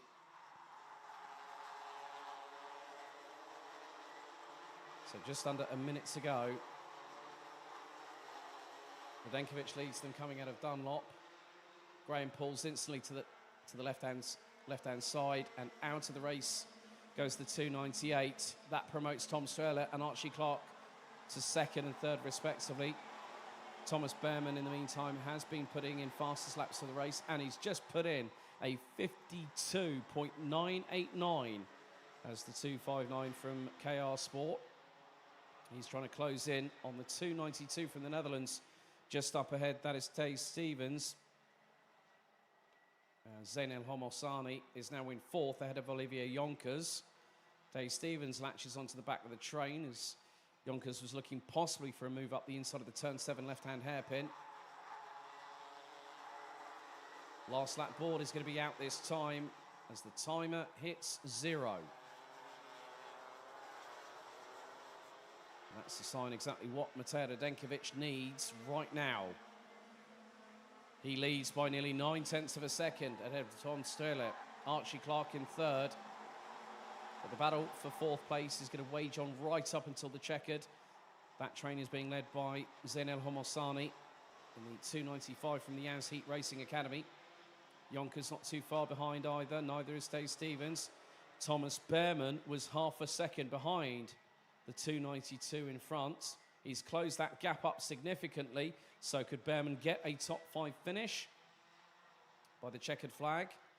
Well, that might be easier said than done, but it depends on what happens in front of him, because he's right on the back bumper of Taze Stevens. Could get a run of momentum coming out of the final couple of corners as Radenkovic now stretches the legs on the 296 Buvin power entry and comes out of the final corner. It's 2 for 2 for Radenkovic. Second goes to Tom Strelith. Third goes to Archie Clark. And your top 3 were covered by just over 1.5 seconds after 9 laps. Zain El Homosani takes 4th at the flag ahead of Olivier Yonkers, with Taze Stevens in 6th. Thomas Behrman makes up 10 positions from 17th to round out the top 7, ahead of Lucas L. And we've got Noah Janssen and Matthias Jallerup rounding out the top 10. Antoine Grisel, Matteo Dauvergne rounding out the top 12. Boris Maximov and Julian Kovacevic rounding out the top 14. Sky Parker finishes in 15th, ahead of Romain Kitzinger. And with 3 laps to go, mechanical black flag meant the retirement of Joshua Graham.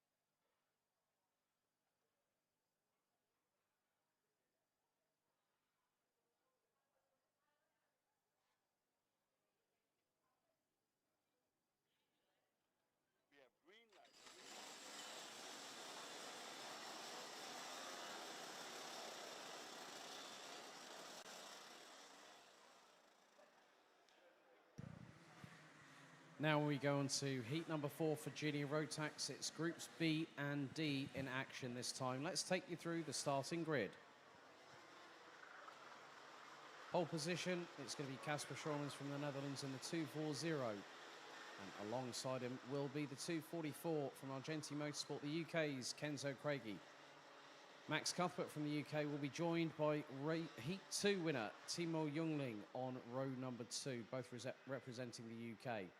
Armand Hamilton and Ryan Bourguignon represent Hungary and France on row number 3. It's Italy and the UAE on row 4, courtesy of Alberto Kiko Fracassi and August Raber, with Thomas Ingram Hill from the UK and from the Netherlands, Krik Norden completing the top 10.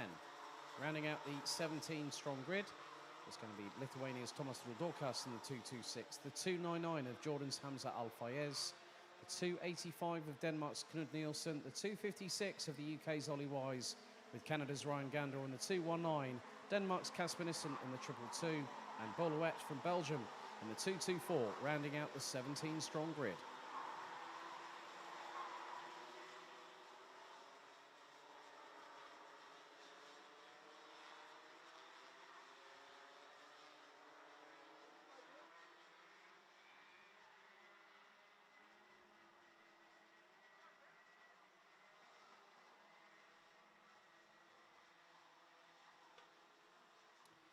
So once again, it will be 7 minutes plus an additional lap on the timing, and the red lights are ignited on the starting gantry. Not exactly the best start of the weekend on heat stay for Casper Schormans, whose kart came to an abrupt halt and lost all power. I did have a chat with his mechanic in the lunch break, who said that we changed as much as we can to make sure that this doesn't happen again, but the kart did fire back up when we got it back into the awning. So we'll see if he can become one of 3 different winners so far, as the drivers now slowly make their way through the final corner into the tram lines. Revs rise. Are we ready? Are we steady? Lights are out first time, and let's go racing. Craigie trying to keep side pod to side pod with Schormans, but that allows the opportunity for Max Cuthbert to get through into second position. And we got one right the way round. That was Alberto Kiko Fracassi, who was spun 180 degrees the wrong way. The Italian now back out onto the circuit. As now it is Schormans leading from Cuthbert, going through into turns 5 and 6.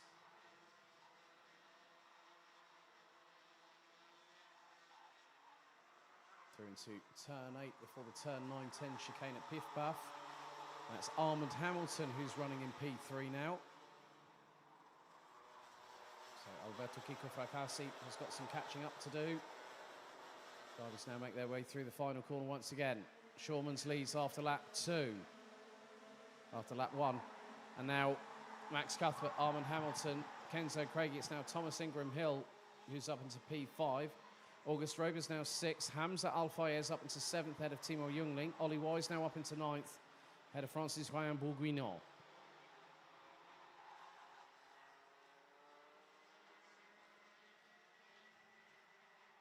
So there is going to be a lot of chasing from the drivers behind the top 2. And Armand Hamilton is bringing himself and Kenzo Craigie back into the mix. As Thomas Ingram Hill is trying to fend off a stern defence from August Raber, who has got Hamza Al-Fayez not too far behind. Now he's got him up the inside, and that was 2 for the price of 1. Hamza Al-Fayez has just made an absolutely brilliant manoeuvre, and he's got himself up into P5. Great work by the Jordanian, who's now up 7 positions from 12th on the grid, and now running in a genuine P5. As the move now happens through the very next left-hander, courtesy of Kenzo Craigie, who gets through on Armand Hamilton for P3. 4 minutes and 50 to go, plus an additional lap. And Armand Hamilton is not letting Kenzo Craigie get away. Ryan Bourguignon, in the meantime, has got back past Ollie Wise, up into 9th position. And there is Boluet behind the 256 from the UK.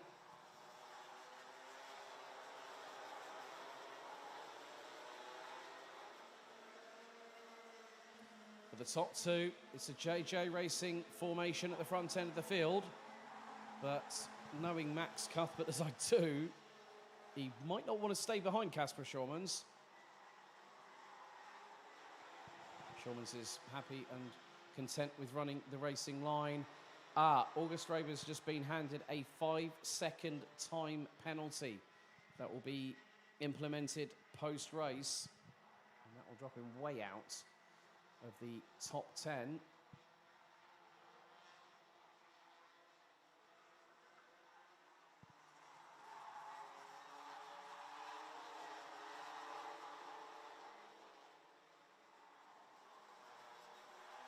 But still a formation at the front of the field with Kasper Schurmans leading ahead of Max Cuthbert.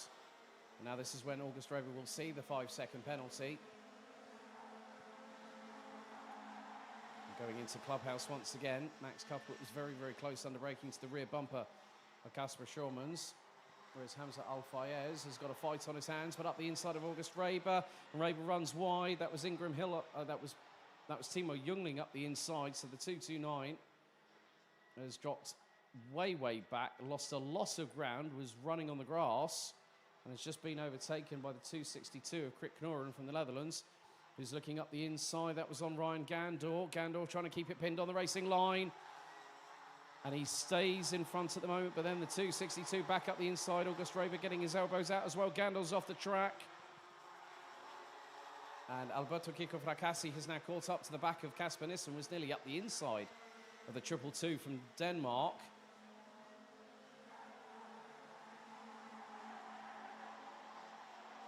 So just under 2.5 minutes to go, and the lead has not been exchanged, but it has been elongated.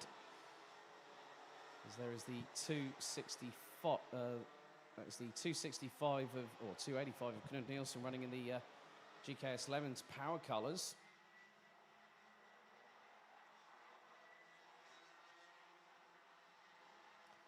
But all drivers still running on the circuit as things stand. Ollie Wise has just been passed by Thomas Dorcas. And that was a move for 11th place on the road. More changes towards just outside of the top 5 as Schurmans and Cuthbert lead again after another lap. That's lap 6 completed. There's a big old battle brewing between the likes of Ryan Bourguignon, Boluet, Timo Jungling, and Boluet has gotten through. Jungling looking back up the inside. That's on Thomas Ingram Hill going through turn number 3. And Jungling gets back past. But it was a clutch technical non-conformity for Boluet post-qualifying that put him on the back foot, but he has risen to the challenge of moving up as far of the order as possible, and there's a penalty coming to the way of Timo Jungling, 5-second penalty. So for August Raber and Timo Jungling, they've both been hit with the 5-second time penalty for pushing, as Hamza Al-Fayez has just gotten himself back up into, I think that's 4th, and he's been dueling it out with Alman Hamilton for the last couple of laps.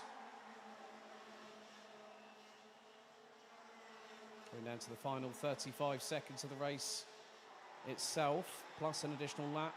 Schurmans still leads, ahead of Max Cuthbert. Kenzo Craigie has got air both in front and behind him in the 244 Argenti Motorsport entry. Hamza Al-Fayez managing to get himself up into P5. We had that big drama with Alberto Kiko Fracassi very early on the opening lap. And now he's made up a couple of positions. He's looking to maybe hopefully make up a couple more. So the last lap board will be out this time. One more lap to go after this one.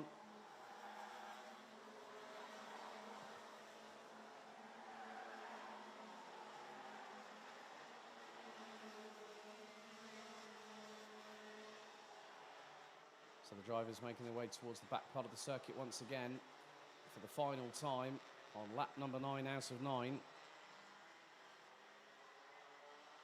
A very different story for Kasper Schurmans.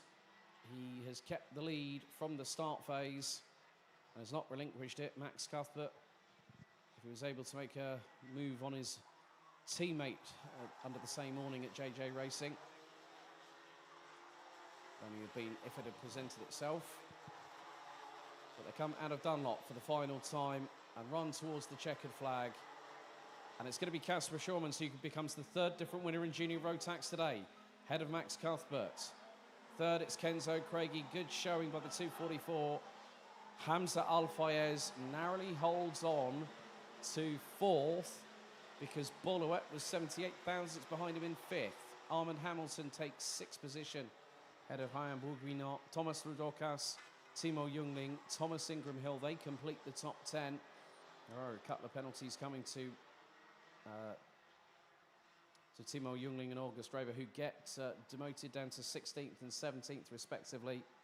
So Knut Nielsen takes 10th, Ollie Wise in 11th, Krit Knorren, Alberto Kiko Fracaspi, Casper Nissen and Ryan Gandor ran at the top 15 with Jungling and Raber demoted post-race with two respective 5-second penalties.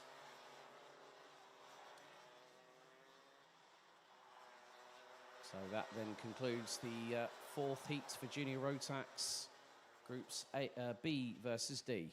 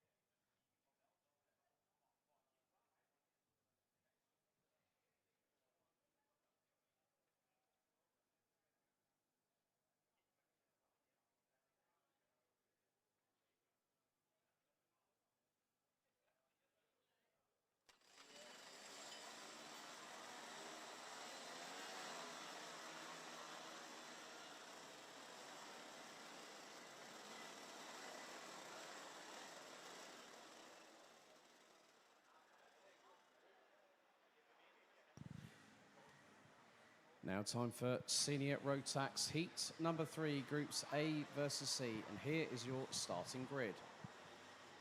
Iska Kaskinen will start on pole position. He'll be joined by the UK's Lachlan Robinson on the front row.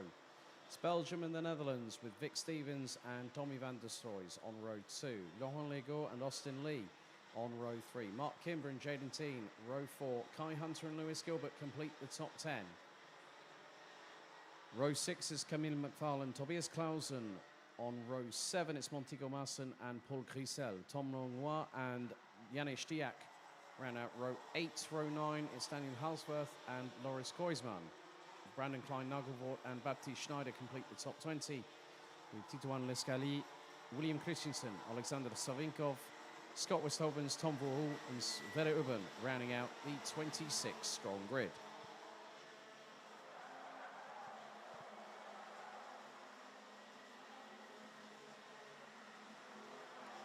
So far, we've had 2 different winners. It was Mark Kimber in heat number 1 and Kai Rillertz in heat 2. So this is the halfway points of the heat stages here at Circuit du Val d'Argenton for the senior Rotax drivers, totaling 52 altogether. And after today's 6 heats, the top 30 will automatically go through to the pre-final and the final tomorrow. The remaining 22 drivers will battle over the final 6 positions in the second chance heat tomorrow morning, which will be the first of tomorrow's action at 10:40 local time here in Western France.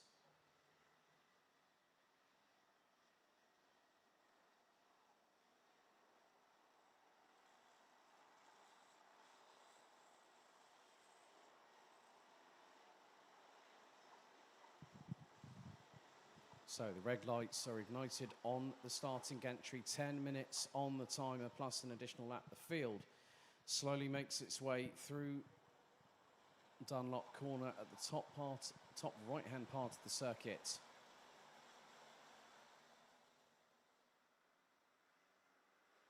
The drivers now will head into the tram lines. Revs rise. Are we ready? Are we steady? First full start of the weekend, folks. They've got to go round and do it all over again.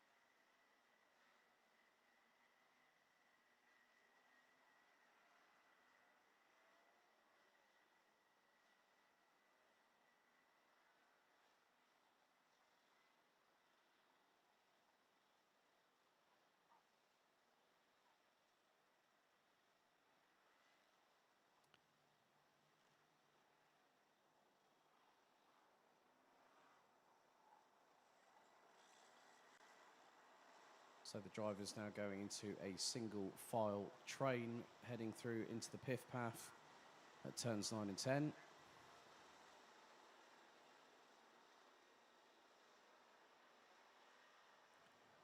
And through Dunlop, once more they go. It's going to be down to Miska Kaskinen and Lachlan Robinson on the front row of the grid to control the pace, and they are neatly in formation this time around. The revs rise. Are we ready? Are we steady? Lights are out this time, second time around. And Lachlan Robinson goes side pod to side pod with Miska Kaskinen, heading into Clubhouse. With a 3:26 from KR Sport, and one runs over the back bumper of somebody else, and someone's off the circuit. Coming out of Clubhouse, that was one of the RS competition carts. And Lachlan Robinson finds himself losing another couple of positions on the run out of turn number 4.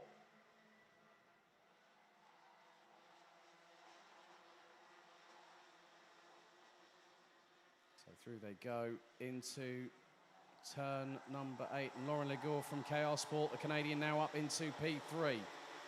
Dive bomb attempt going into turn 8 that was successful.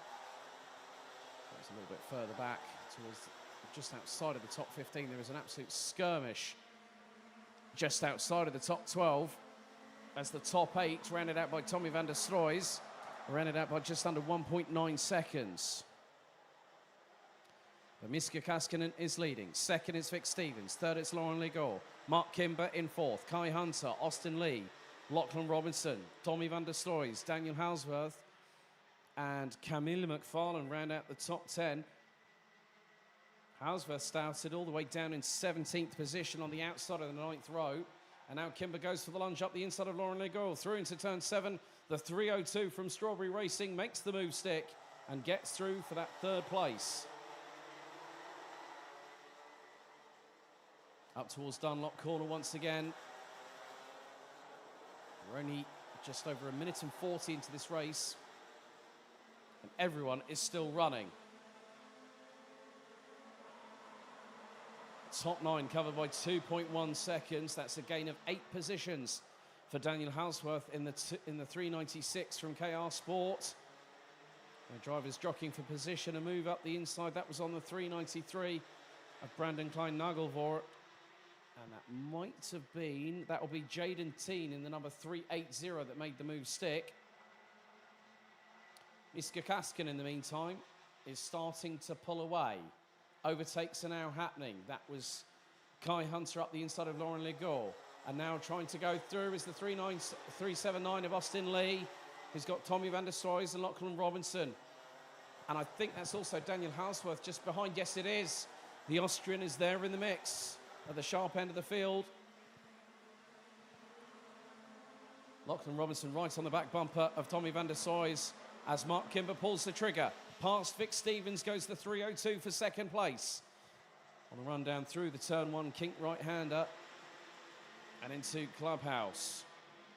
And Kimber, last time around, actually set the fastest lap of the race, 52.449 seconds.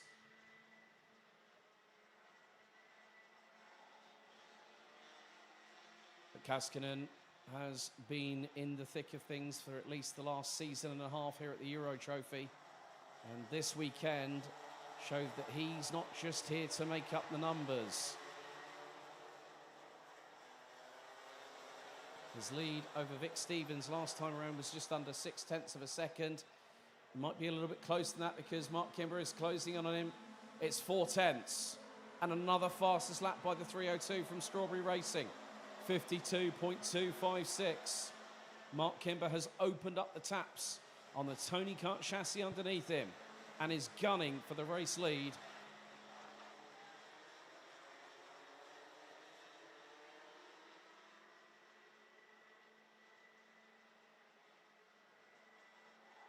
And he's within a couple of kart lengths now. Oh, slight mistake from Miska Kaskinen.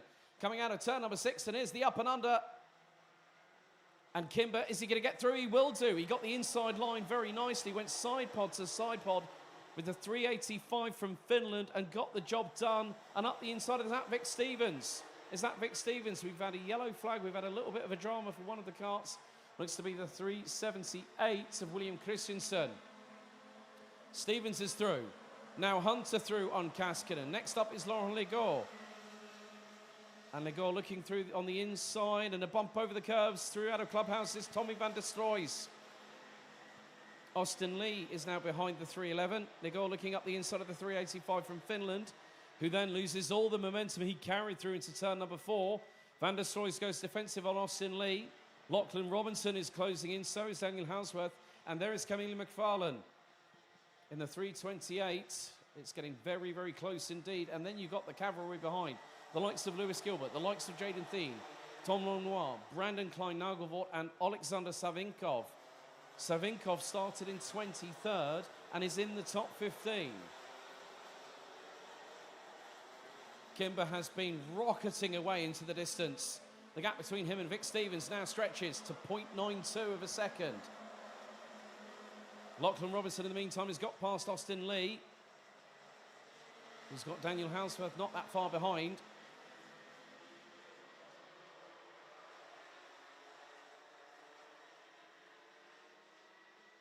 But Halsworth is having to defend against Camille McFarlane, who goes up the inside of the Austrian in the 396. And Camille McFarlane gets through. That was a neat move going through into turn number 5. But the train behind Vic Stevens is happening all over again like it did earlier on this weekend. Earlier on today, so Vic Stevens is the proverbial cork in the bottle And what's more, the 369 from Dams Racing, representing Belgium, is in second. Behind him is Kai Hunter. Then follow that with Miska Kaskinen, Lauren Legault, Tommy van der Stroys, Lachlan Robinson. And Robinson is through on van der Stroys. The 326 has gotten up into what is now 6th position.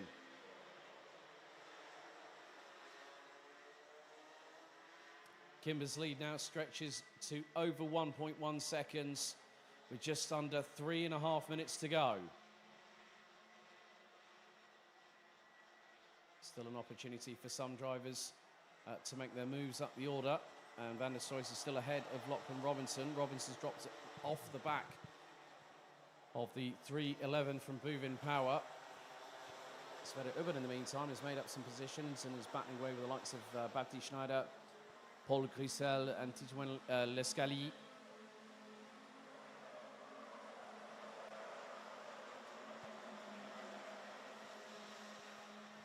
But Kimber is just powering away into the distance. He's just put in another fastest lap of the race in clean air. More to the fact, 52.235 seconds. We have got a yellow flag. There is someone off into the gravel at Clubhouse at turn 2.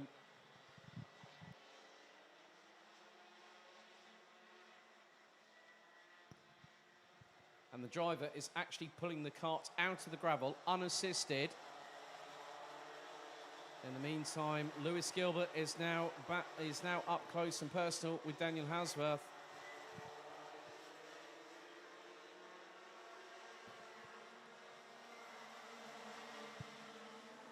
And I think that might have been Brandon Klein-Nagelvort that was off the circuit. And that was the case. The timing has just reflected that. He was running in 14th position.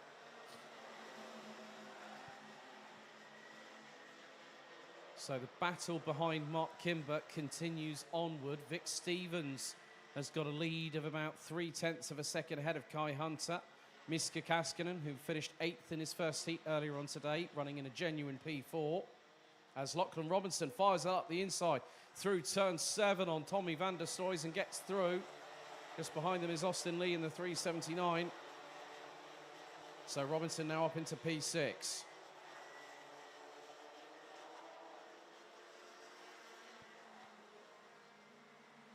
So coming down to 3 laps to go, including this one. Mark Kimber now has a lead of 1.8 seconds. And Brandon Klein-Nagelvort has done the right thing and has pulled the cart into pit lane. And that is the 393's race done. He'll have one more opportunity a little bit later on.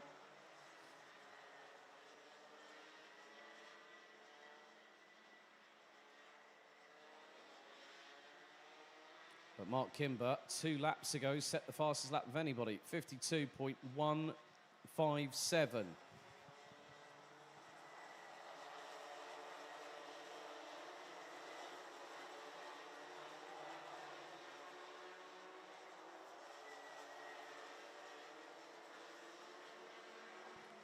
So 2 more laps to go after this one.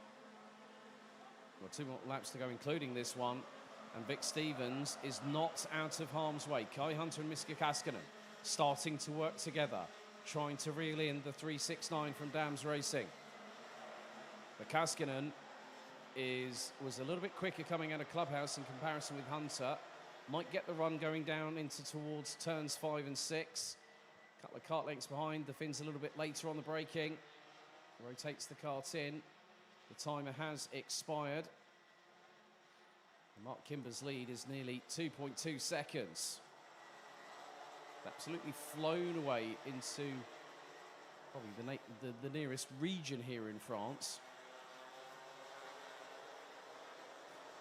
But across the line, last lap board is out this time. Kimber leads, but what's the advantage? Nearly 2.5 seconds. Kai Hunter still in third. Miska Kaskinen rounds out the top 4 positions. Janis Stiak's got past Jaden Teen in the meantime for 12th place. Titouan Lescali has just got past Baptiste Schneider. That's for 18th on the road.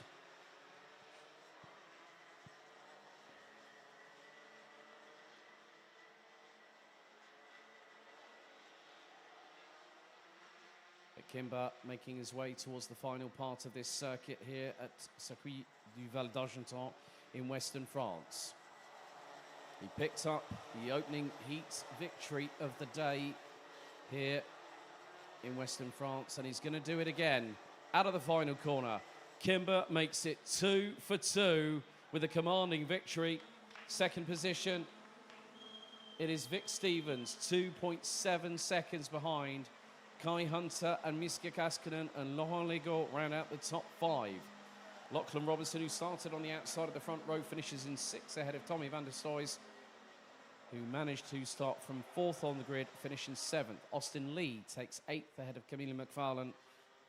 And then we've got Lewis Gilbert, the number 329 from Dollery in Ayrshire in Scotland, rounding out the top 10. Daniel Halsworth in 11th. Janis Diak, Jaden Teen, Antigo Masson and Tom Longwa round out the top 15. Alexander Savinkov, Sverre Ubben, Titoan Lescali, Baptiste Schneider and Scott Westhovens round out the top 20. Tom Voau takes 21st out of Paul Grisel. Tobias Clausen in 23rd, with William Christensen and Loris Koisman being the last of the classified finishers. And after a big off at turn 2 at Clubhouse, Brandon Klein-Nagelvort would retire into the pits on lap number 9.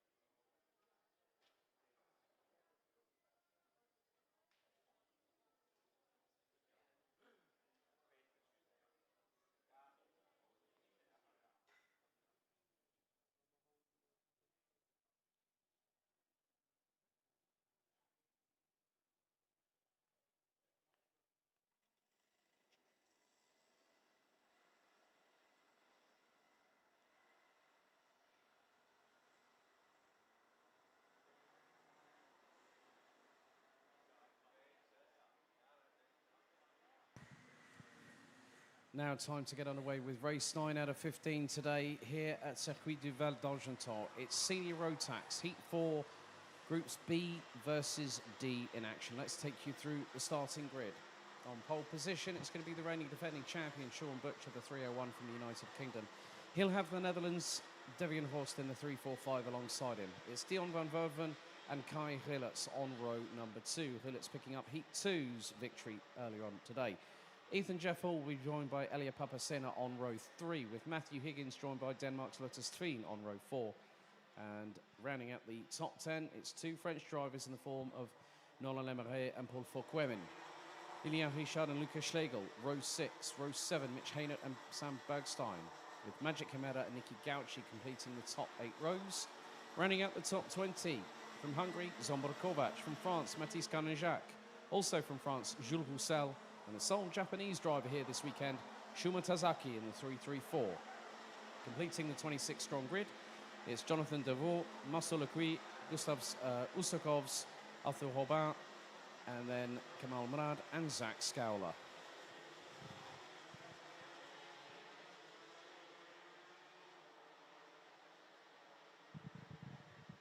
So we've had 2 different winners today.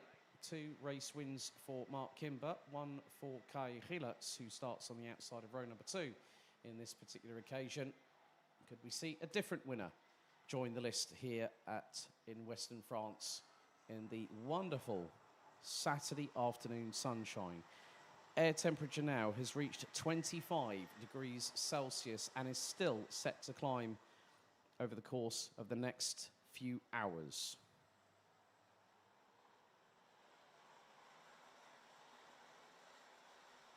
So the red lights are on the gantry, 10 minutes on the timer, plus an additional lap. It's going to be down to Butcher and Horst on the front row to control the rolling start.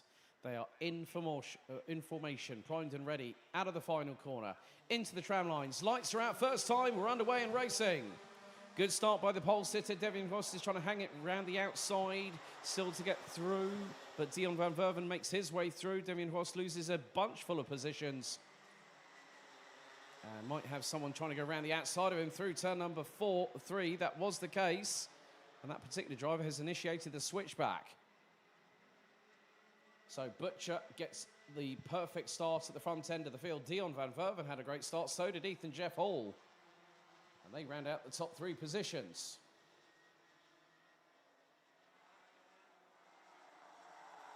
Fourth, it's the 375 of the returnee to Dan Holland Racing, Matty Higgins. So he rounds out the top 4 at the moment as they come through Dunlop once for the first time of asking. We might have Nolan Lemeray close on his rear bumper, which is the case, the 905. Up into 5th position. Paul Fauquemin up to 6th, ahead of Kai Hillertz. Elia Papacena, Lilian Richard round out the top 9. Overtake occurring. Mitch Haynert looking to get up the inside. That was possibly on one of the Sodi carts. That was maybe Mathis Carnejac or maybe Lucas Schlegel, because they were battling for position.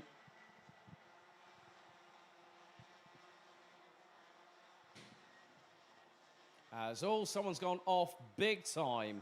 That was Sam Bergstein coming out of turn number 6. All 4 wheels onto the grass, kicking up the dust underneath it. And more dramas. One driver very, very sideways. That was Carnejac, sideways through the piff-paff chicane and still managed to hold on to it. Nearly 3 abreast coming out of Dunlop.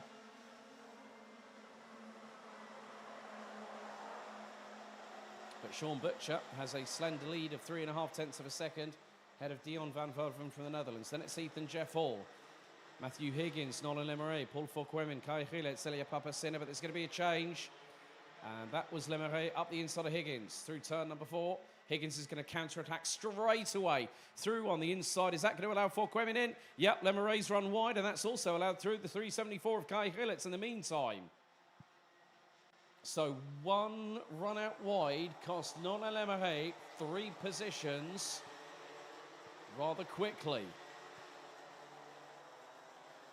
2.5 minutes completed of this race, and there are still battles for position.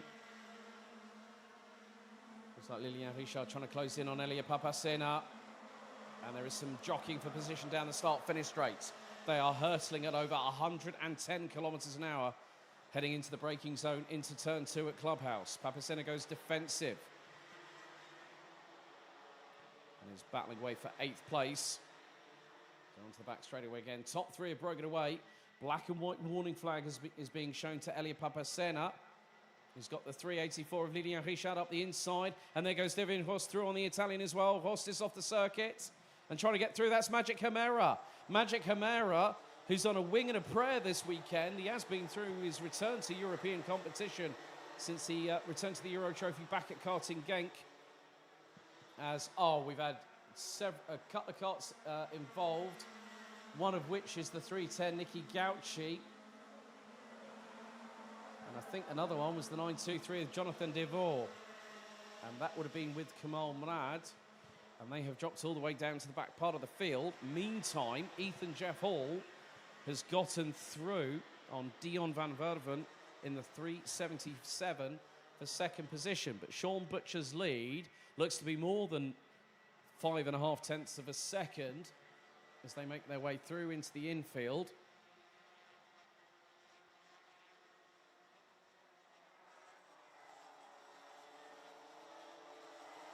Still under 6 minutes to go, and the action has been very fast and very plentiful in this 4th out of 6 senior road tax heat here at Val d'Argental. There's more attempts for manoeuvres being made through Dunlop once again.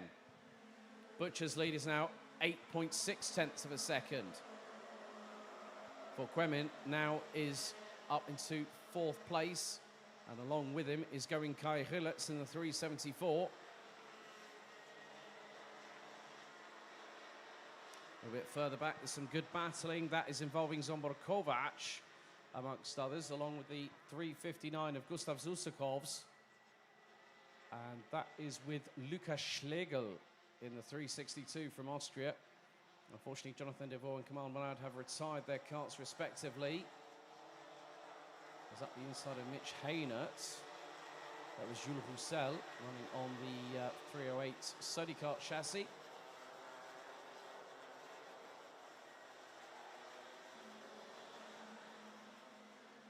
Butcher is calmly extended his lead. He's doing exactly what Kimber did in the previous heat. He put in the fastest lap, but then that's been taken away courtesy of Damien Rost, who's running in 9th behind Lilian Richard in the 384. Who's right up with Nolan Lemeray heading into the back straight. Ethan Jeff Hall, Dion van Verven and Paul Forquemin have all put in their personal best laps of this race so far.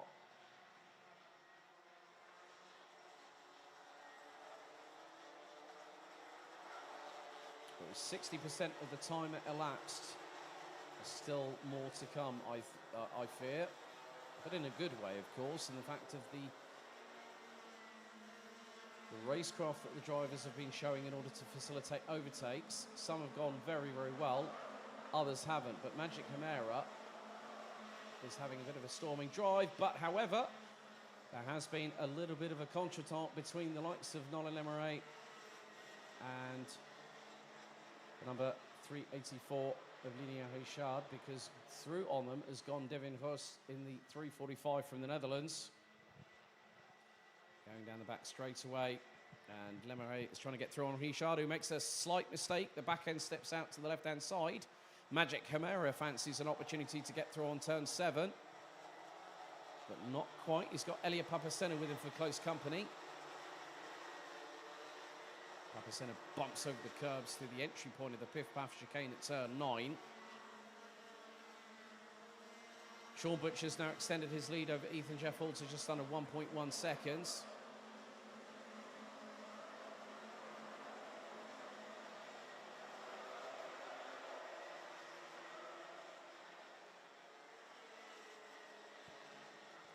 So we still, well, Shuma Tazaki has dropped down to 24th position. I've just seen Nicky Gauci cross the start-finish line.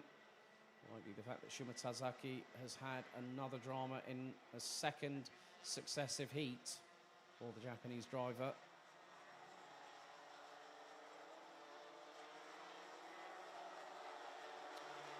But the real main focus is on those behind Dion van Verven. So you've got Paul Forquemin just leading a battle between himself and Kai Hillertz. They've got a gap between themselves and Matthew Higgins.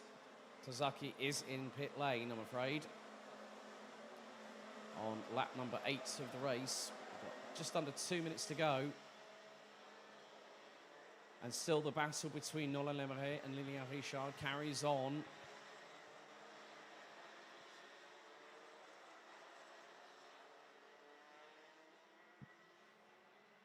Sam Bergstein, despite having that unfortunate off-track excursion coming out of turn number 6, is now trying to make some moves up the order.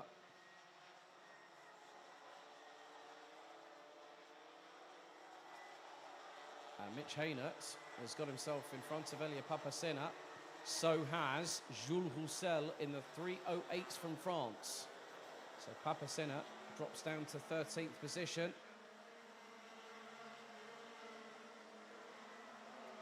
As I think, well, Lilian Richard has made his way up into 9th.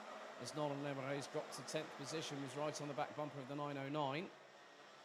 And it's getting a bit feisty out there because I've just spotted Magic Chimera has just dropped a few positions.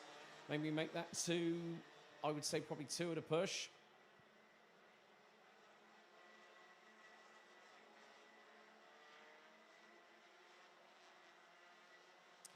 Magic, 19 years of age, based out of Reading these days.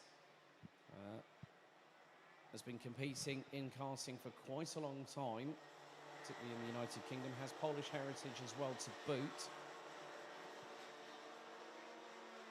As there goes Papasena up the inside and gets through on Hamera.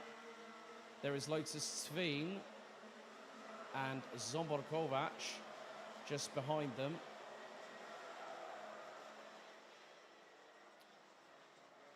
As Devian Horst has managed to get through on Matthew Higgins. That was for 6th position. Timer has hit 0 as our leader makes his way through turns 5 and 6 for the penultimate time lap, 12 out of 13.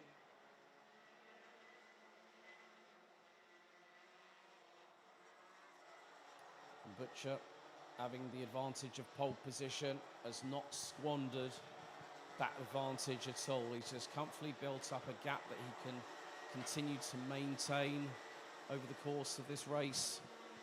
And the last lap board is out. Butcher goes into clubhouse for the final time. Nearly 1.1 seconds up the road from Ethan Jeff Hall.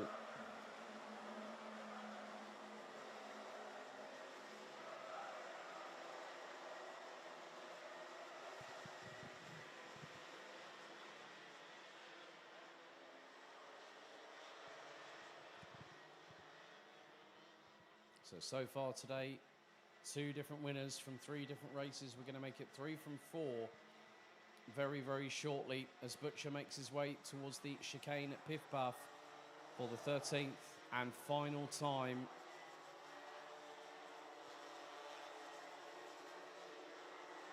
And the 301 from KR Sport, based out of London, out of the final corner. Butcher picks up the victory in heat number 4 ahead of Ethan Jeff Hall. Great job by Dion van Verven in the 377 to take 3rd. Paul Forquemin rounds out the top 4 ahead of Kai Hillertz, our Heat 2 winner from earlier on today. Devian Hurst rounds out the top 6 ahead of Matthew Higgins, with Lilian Richard, Nolan Lemeret and Mitch Haynert rounding out the top 10 positions. Jules Roussel was 11th ahead of Elia Papasena, with Lotus Tveen, Zombor Kovac and Magic Hamera rounding out the top 15. Arthur Robin, Mathis Carnejac, Lucas Schlegel, Gustav Usakovs, and Zach Scala rounding out the top 20. Sam Bergstein, Marcel Lequi, and Nicky Gauchi rounding out the 23 that finished all 13 laps of racing. And an unfortunate second DNF in a row for Shuma Tazaki from Japan. Kamal Murad and Jonathan Deville, through an earlier accident on lap 4, would retire from the race.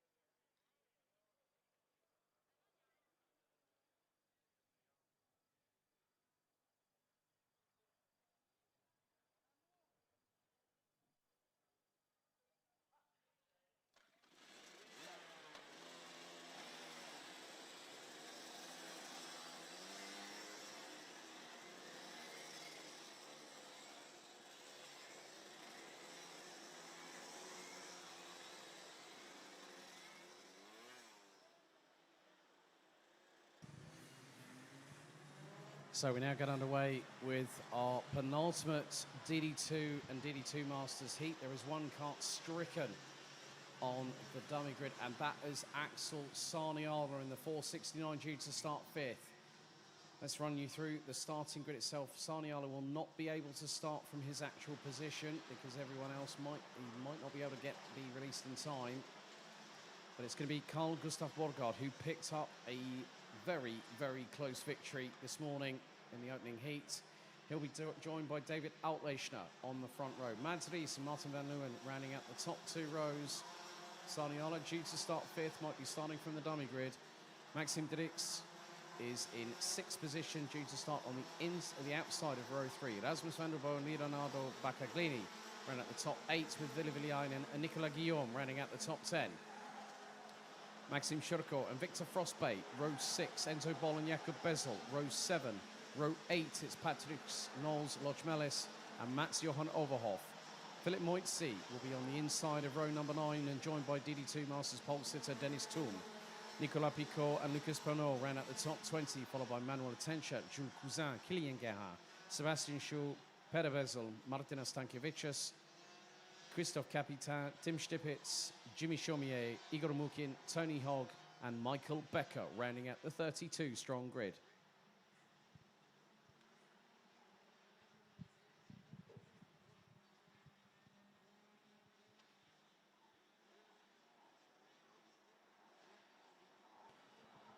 So red lights are on the starting gantry once again, 10 minutes plus an additional lap set on the timer here at Circuit du Val d'Argenton.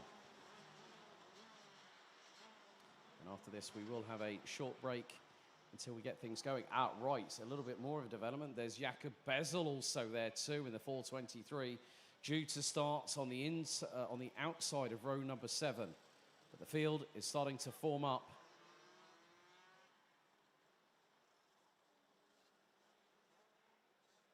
Now the drivers move forward. And the leaders bring us through into the tram lines. Revs start to rise. Red lights are out. We are underway. And a good start by Outlechner alongside Carl Gustav Borgard. But someone's off and into the tyre barriers big time. That was Mats Johan Overhoff straight on. And 2 other drivers also caught up. And there goes Axel Sarniala being released. You can tell by the body language of Mats Johan Overhoff. And 2 more off. 2 more off at the gravel. One of them, Rasmus van der Boom. The other one is the 468. And that's Mads Ries. And Mads Ries out of the cart, trying to pull it out of the gravel unassisted. And that's his 2nd heat of the day done. We've got another cart being pulled over the barriers outside of turn number 1. Unassisted by the driver, who's got it up onto the back bumper. But it's Carl Gustav Borgard that leads the way. But Outlechner pounces up the inside. Through into Clubhouse, but he runs wide. Borgard back up the inside to retake the race lead. Outlechner again through into the next left-hander, tries to get through, but Borgard holds his ground. Up and under a tenth, the crisscross trying to be attempted by Martin van Leeuwen. Maxime Dirix now finds himself in 4th position, but there is a hell of a lunge there from Martin van Leeuwen, who drifts wide coming out of turn number 5. Outlechner tries to wrestle with the steering, bumping over the curbs, through into turn number 6, and he can't get through. Lochmelis also getting his elbows out in the meantime. Baccaglini is in the mix here as well. The Italian looks to be in around about 7th or 8th position, as Carl Gustav Borgard has punched his ticket away from the rest of the field and everyone else is squabbling over the straps. Outlechner alongside Maxime Dirix through into Clubhouse, and Dirix runs very, very wide out of the corner. Loses a bag full of positions. Does the 4:05 from Belgium. And now there is the 4:35. That's Shurko up the inside of Outlechner. That was for 3rd place. Down the back straightaway they go. More attempts of overtakes being facilitated. Lochmelis, Enzo Boll, and I think Lucas Pernod. 2 more off the circuit. And one of which, I couldn't quite make out the number. It might have been the 5:23 of Igor Mukin. Yellow flags at Dunlop. So that is Igor Mukin representing Cyprus. That's off at Dunlop. Rasmus Vendelbo has got the cart going again. Nicolas Picot was actually the driver pulling the cart over the barriers on the entry into Clubhouse. So the 517 is out of the race. Dennis Thum, currently 14th, leads the classification for DD2 Masters. He's got a couple of carts between himself and Martinas Stankiewicz from Lithuania.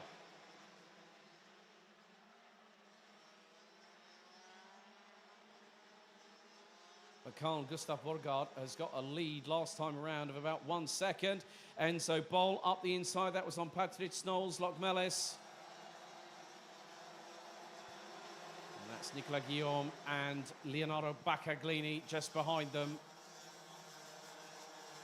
So Enzo Bol has got himself up into a genuine, what looks to be, that is 6th place for the young Dutchman. Martin van Leeuwen, in the meantime, has just put in a 51.918, has just taken half a second out of the race leader.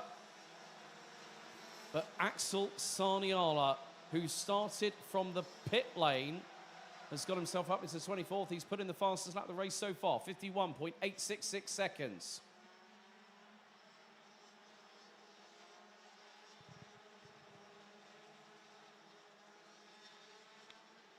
Van Leeuwen is getting on with business a lot quicker than he did in the opening race.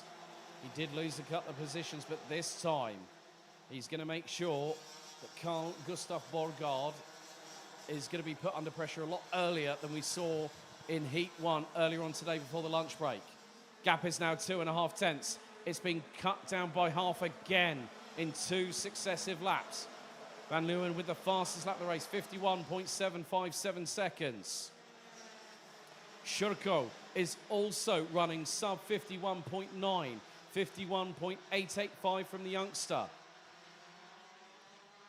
Like Enzo Bol and the likes of Tom Braken, Shurko has jumped up from juniors to seniors, and I've just been informed that Maxim Shurko has just got a 5-second time penalty for pushing.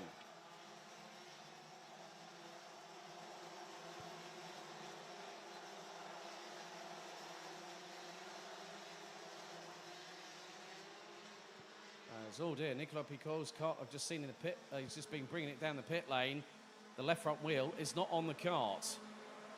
However, the gap has been truncated again by nearly half.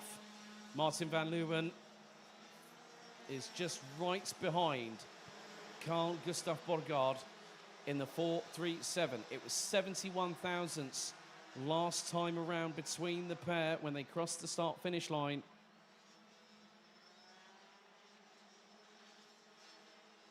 And Van Leeuwen is now gearing up for a manoeuvre. Not through turn 7, not through turn 8, but Maxim Shurko has gone quicker than the pair in front. He's right with them.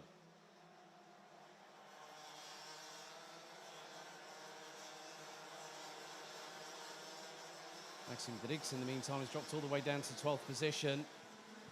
We've had multiple retirements. Pere Bezel, Igor Mukin, Mads Ries, Mats Johan Overhoff, Nicolas Picot and Jakob Bezel, all out of the race. We're down to 26 runners and riders. Gap between the top 3 after 7 laps of racing is just over 0.4 of a second. They're going on to the back straight away. Van Leeuwen looks over his right shoulder to see that Shurko is not that far behind.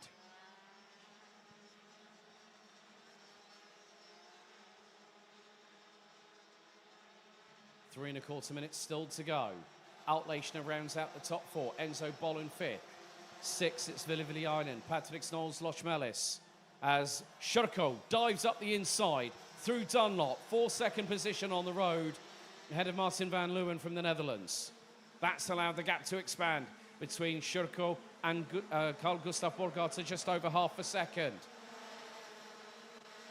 3 minutes to go as Martinas Stankiewicz look for a move up the inside of Jules Cousin. Might have got the job done initially. Cousin got straight back through. And Stankiewicz has a battle of his own to contend with because he's got Christophe Capitan right with him.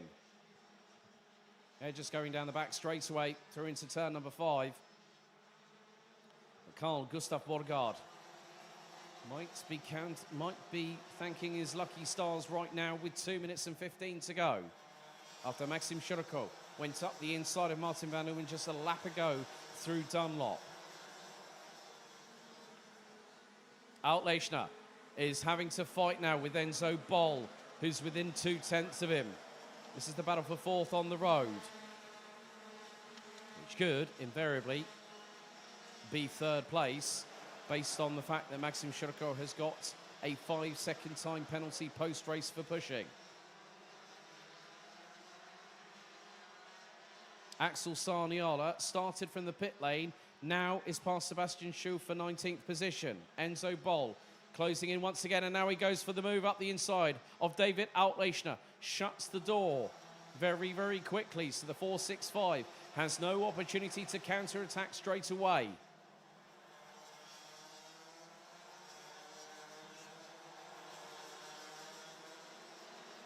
The top three line astern coming across the line after lap number 10. As Carl Gustav Borgard is defending significantly, but is doing it within what is required of him, staying on the racing line, not giving the two behind an opportunity to get through. And Maxim Shurko is the only driver that's dipped underneath the 51.7 second barrier. Youngster representing Lithuania now looks for the inside move into turn 7. Slight touch between him and Carl Gustav Borgard, but the 437 from Denmark holds on to the race lead. And there's a 5-second time penalty coming the way of the 523 for Igor Mukin for causing a collision, I would imagine, but he's out of the race.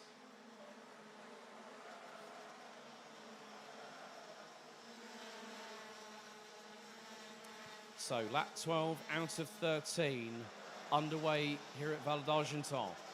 And Carl Gustav Borgard is just not that far away from potentially taking a second successive victory. But he runs wide coming out of turn number 6, nearly opened the door for Maxim Shurko and Martin van Leeuwen to get through. Through turn 8. Now into Piff Paff at the chicane. There's going to be just under 1.3 kilometres to go as the last lap board will come out this time. Shurko looking up the inside on Carl Gustav Borgard. Opens the door for Martin van Leeuwen. And Borgard gets dumped down to third immediately. We're on to the final lap of this race. And Maxim Shurko might win it on the road, but he'll get a 5-second time penalty post-race, dumping him out of the top 10.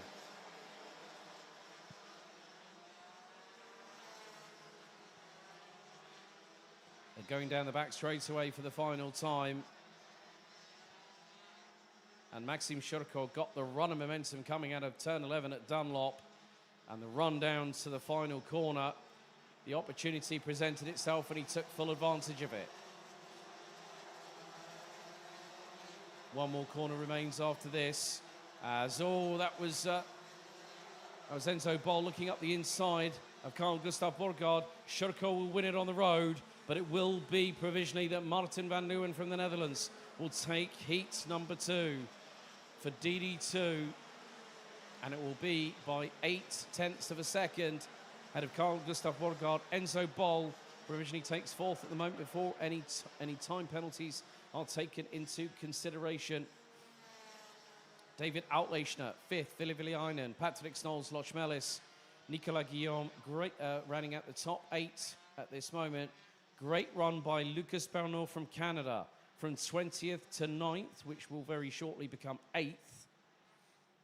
Victor Frostbay, Leonardo Baccaglini, Maxime Didix, Kylian Gerhard round out the top 13. Dennis Thum will take his first heat win of the day, finishing in 14th overall ahead of Manuel Tenchat. Martinez Stankiewicz finishes 2nd DD2 Masters, takes 16th ahead of Jules Cousin, Christophe Capitan, Axel Sarniala from the pit lane to 19th ahead of Michael Becker, who rounds out the top 20. Tim Stipitz, Jimmy Chaumier, Philip Moitzi, Tony Hogg and Rasmus van der Boe were the last of the classified finishers after 13 laps. Better Bezel and Igor Mukin coming together on the run to turn 5 on lap 3, retired on the spot. And on lap 1, we had Mads Ries out, Mats Johan Overhoff out by the first corner, along with Nicolas Picot and Jakob Bezel.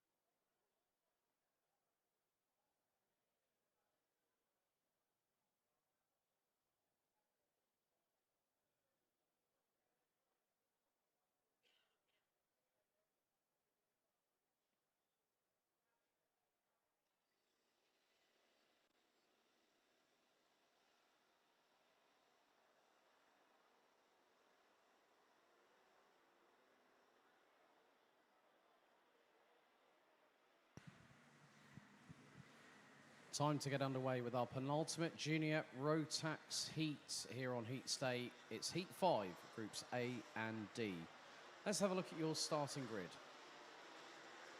Twice a race winner today. Matej Radenkovic will once again start from pole position. Alongside we'll have Kenzo Craigie for company. Joshua Graham, whose chain guard was the reason for his mechanical black flag, which I have been told has been secured with double the amounts of screws and nuts to it, will be starting on the inside of row number 2.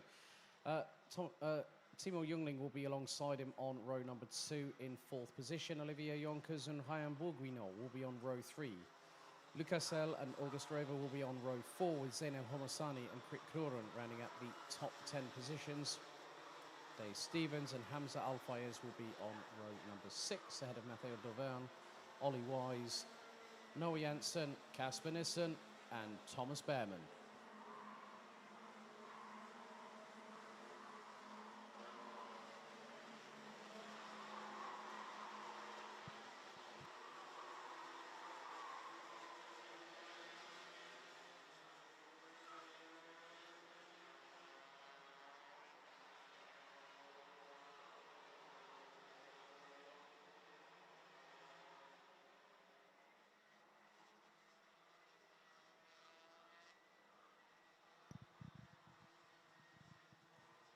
So 7 minutes plus an additional lap once again set on the timer. The red lights are on the starting gantry ahead of our penultimate junior road tax race on Heat Stay. Can Radenkovic do the clean sweep? Take 3 wins out of 3? Well, give us about 8.5 minutes and we'll find that answer out for you. The drivers now calmly and coolly make their way out of Dunlop at turn number 11.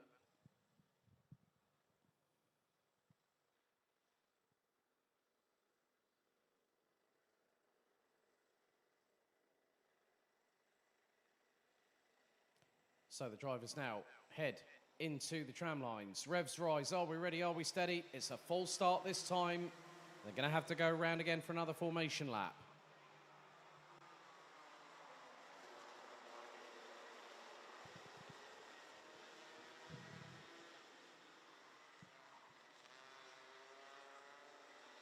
So the full start light has been extinguished. The red light's back on their own once again on the starting gantry.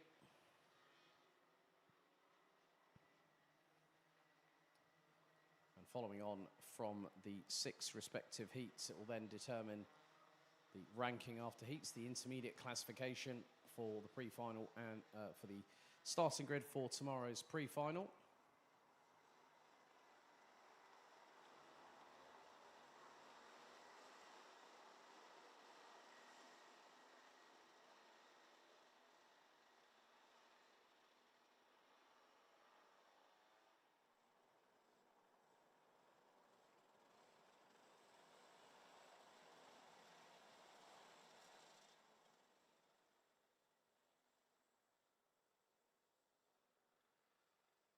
So Radenkovic and Craigie on the front row will control the rolling start once again.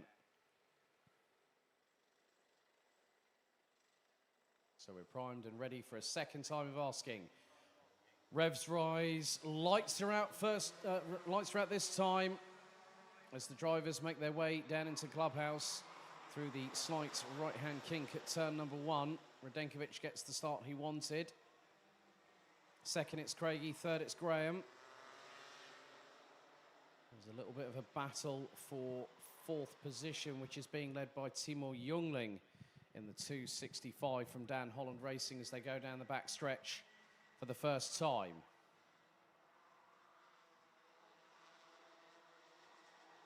And before half a lap is completed, Thomas Behrman has already got himself up 2 positions. There is some squabbling in the mid-pack between the likes of Olivier Jonkers, as someone has had a little bit of an off-track excursion coming out of turn number 7. Someone's kicked up the dust again coming out of turn 11, but leading the way is Matej Radenkovic. Craigie in 2nd, Graham in 3rd, Jungling 4th, Bourguignon in 5th, followed by Sels, Weber, El Homosani, Stevens and Al-Fayez. Al-Fayez has already dispatched the 292 from the Netherlands, to the Jordanian up into ninth place as the leaders changed. Kenzo Craigie finds his way past Mateo Denkovic through turn 4, and the Belgian instantly counter-attacks into turn 5, through into 6. Craigie not giving up, not giving in, and Radenkovic is off the circuit. Graham and Youngling were side by side coming out of turn number 7 as Craigie leads the way.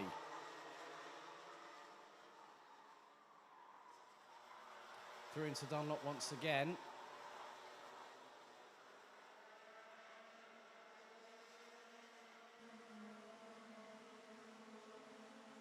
So Bourguignon up into 4th, Radenkovic in 5th, but it's Craigie that leads. His Argenti Motorsport teammate Joshua Graham in 2nd. Youngling in 3rd. Olivier Yonkers now up into 10th place. Hamza Al-Fayez now P7 and climbing the order once again.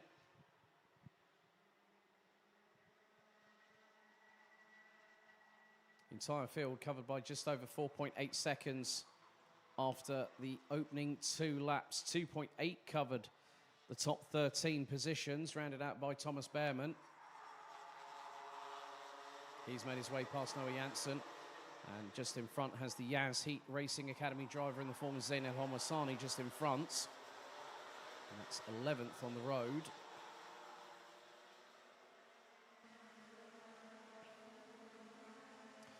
Top 6 covered by less than a second after 3 laps.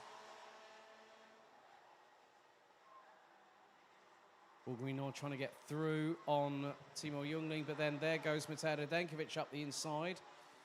August Raber's off the track, 2 wheels on the grass, and that allows Hamza Al-Fayez to get through and now take what is effectively 6th position on the road.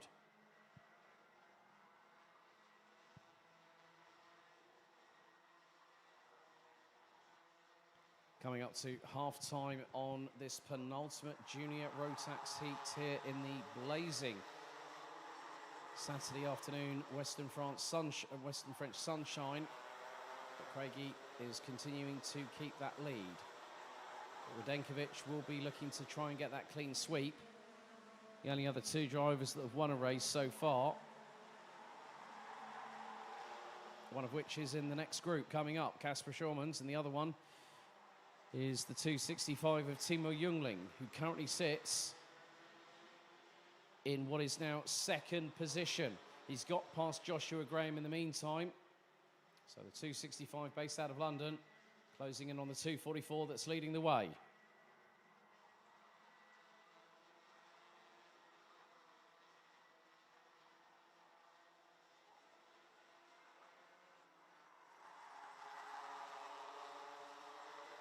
It's getting even closer at the front end of the field because the top 7 looks to be getting closer and closer every single couple of corners.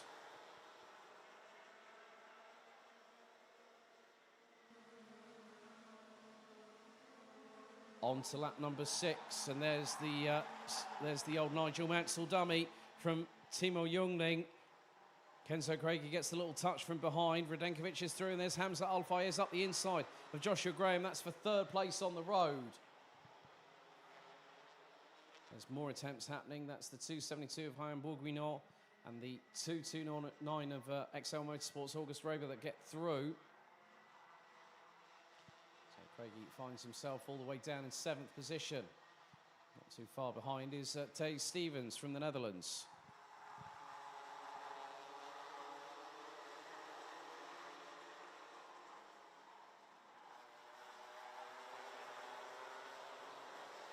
Thomas Behrman is just 1 place away from the top 10. Might actually be in the top 10 now as they come across the line once more. And he is in 10th position. So he's got past Olivier Yonkers and Zain El Homassani in the meantime. Quick Noren gets past Ollie Wise for 15th on the road, but Timo Youngling is trying to get away into the distance. That's easier said than done when you've got the likes of Mateo Denkovic closing in on your back bumper. Gap between the top 2 was just under 0.3 of a second after 6 laps.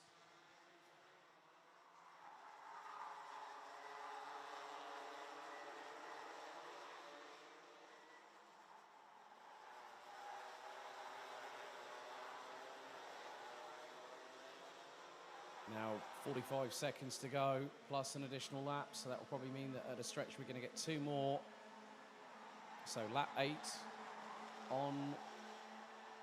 underway, and now the lead has changed, and it's possibly going to change again. Radenkovic got up the inside, and there is Hamza Al-Fayez, who just waited for the window of opportunity. Now he's going for the race lead. He tangles with Youngling through into turn 4. That's going to give Radenkovic all the opportunity he needed, and Youngling, forced out wide, drops down behind Kenzo Craigie. Radenkovic makes a mistake. Hamza Al-Fayez towards the outside. Towards the inside went Ryan Bourguignon and made an absolute pig's ear of it. Well, that was Radenkovic, more than likely. Radenkovic not having a good one either. Well, Radenkovic now going toe-to-toe, side pod to side pod. Al-Fayez was nearly looking up the inside of him. Josh Graham is in this. Last lap underway. It's an absolute dogfight at the front of the field. Radenkovic is now back in the race lead. Al-Fayez, Graham, Bourguignon, Craigie, Youngling, Stevens, Behrman up into 8th place. As Graham looks for a move up the inside, has a little bit of a touch with Hamza Al-Fayez. That's going to bring Ryan Bourguignon and Kenzo Craigie through on the 298. And there is Timo Youngling also getting through on the 298 from Argenti Motorsport. But this has given Matej Radenkovic all that he needed. One opportunity to pull away into the distance. The checkered flag will be out this time. Matej Radenkovic powers his way to the 12th and final corner, and the clean sweep has happened. Hamza Al-Fayez takes 2nd. Ryan Bourguignon in 3rd. Kenzo Craigie and Timo Youngling round out the top 5 positions. Joshua Graham in 6th. Thomas Behrman 7th. Lucas Els in 8th, ahead of Zain El Homosani, with Olivier Jonkers rounding out the top 10. Krik Knoren in 11th, ahead of Noah Janssen. Matteo Dovern in 13th, ahead of Casper Nissen. Ollie Wise and August Raber, with Dave Stevens out with just 1 lap to go. But it's Matej Radenkovic that has provisionally taken 3 wins out of 3. Pole position in time qualifying yesterday afternoon, and he's made it count with 3 out of 3.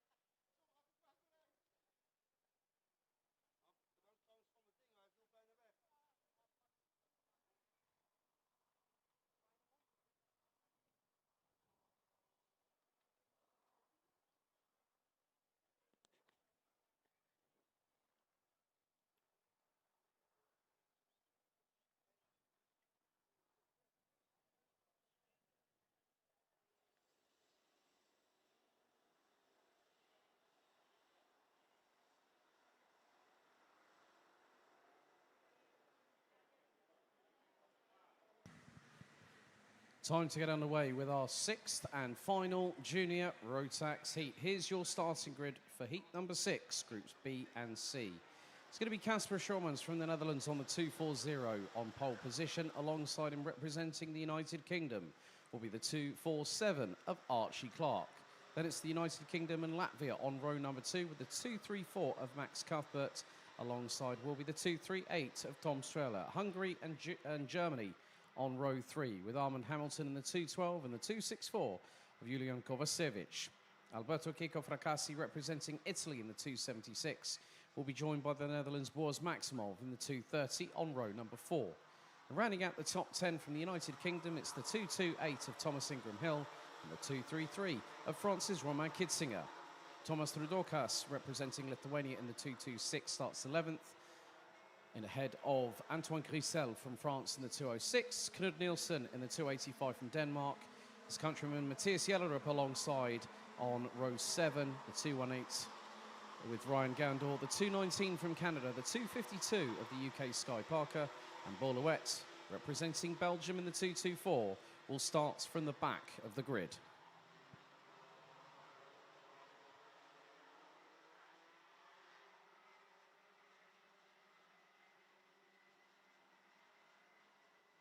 So the red lights have again ignited on the starting gantry ahead of the final 7 minutes plus an additional lap of Junior Rotax racing. And after this, once everything has been confirmed and ratified, following post-technical and sporting matters post-sessions, we'll have our grid decided for tomorrow's pre-final.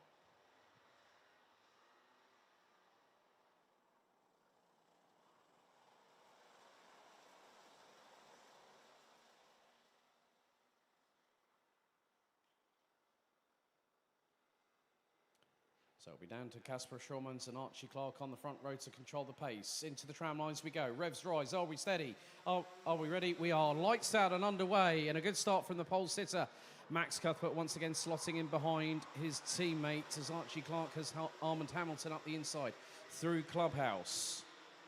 On the opening exchanges in this race, and someone has kicked up the dust big time coming out of Clubhouse, and someone has just gone off and clobbered the tyre barriers coming out of turn number 3. That is the 233 of France's Romain Kitzinger, but has managed to get back going once again.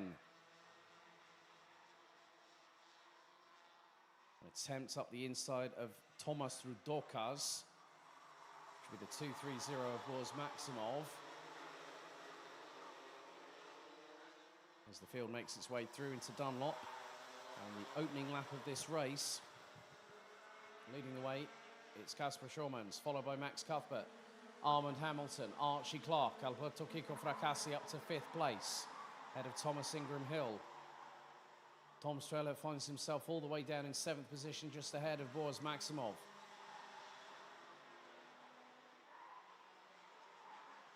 Romain Kitzinger, however, has managed to get the cart back onto the circuit and has got back out to continue racing. As we now have a change, that is going to be back behind Archie Clark. That was Thomas Ingram Hill on Alberto Kiko Fracassi, who then has Tom Strehler up the inside. And oh no, they come together as Boris Maximov was looking around the outside, and you can see the frustration of Tom Strehler turned around as Boris Maximov was a bit too close for comfort. 5 minutes and 10 seconds still to go. Archie Clark up the inside of Armand Hamilton going into Clubhouse. Now retakes 3rd position away from the 212.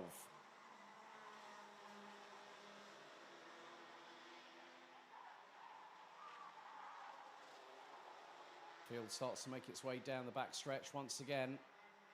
And as soon as you put Schormans and Cuthbert together during heat stay, they are running at the front. They will not take any undue, unmitigated risks.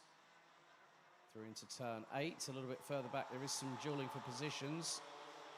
Borlouet looks to have gotten past Tomas Rudokas for 9th place. That's a gain of 8 positions by the young Belgian.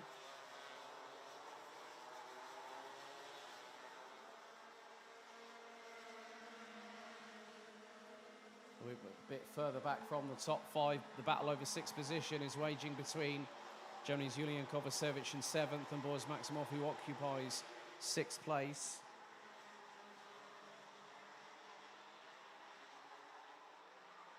Not too far behind them. They've got Antoine Cluzel and Beaulouet. Max Cuthbert has set the fastest lap of the race. A 53.128 second lap time. And there is a 5-second penalty going to Alberto Kiko Fracassi, who's dropped all the way down to 14th position in 276.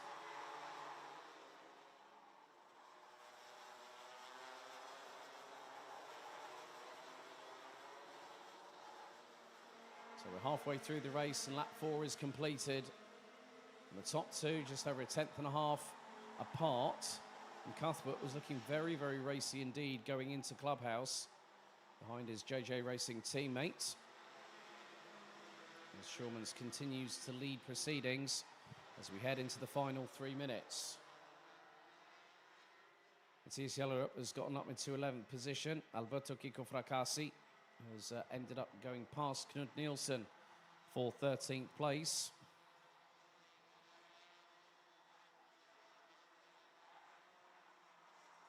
And there is a change. That is Antoine Cluzel being passed by Beaulouet. That was a neat move going through into effectively turn number 7. So Beaulouet makes up another place. That's 9 positions by the 224 from Dams Racing. Top 3 covered by 3/4 of a second as we head on to lap number 6 with just under 2.5 minutes remaining on the timer. Fastest lap of the race, however, has been set by the driver up front in the hot seat, Kasper Schurmans, 53.016 seconds.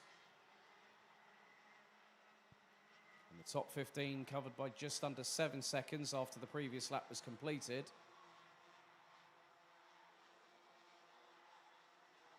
But over the last couple of laps, Max Cuthbert has been within 0.2 of a second of Kasper Schurmans. Schurmans will want to pick up another victory today in order to help his ranking after the heats. It didn't get off to the best of starts due to a technical failure on the 240 on lap number 2.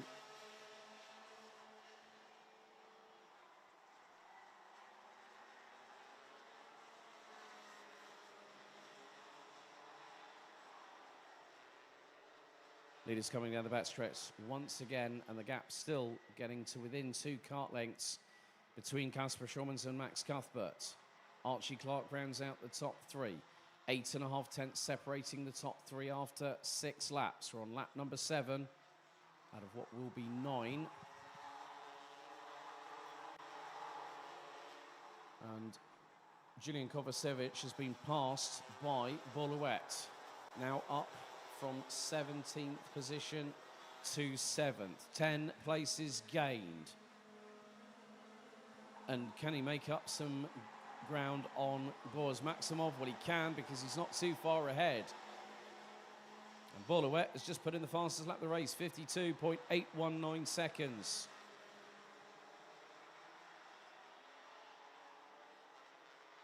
So some good moves done by Beaulouet. Very clean, very textbook.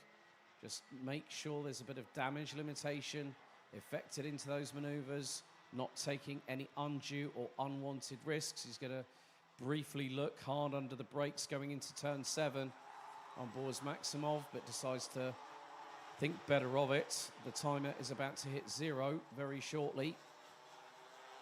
And it does so now as our leaders make their way towards the 12th and final corner for the penultimate time. Schurmans' lead was 0.2 last time around. It's now 0.22.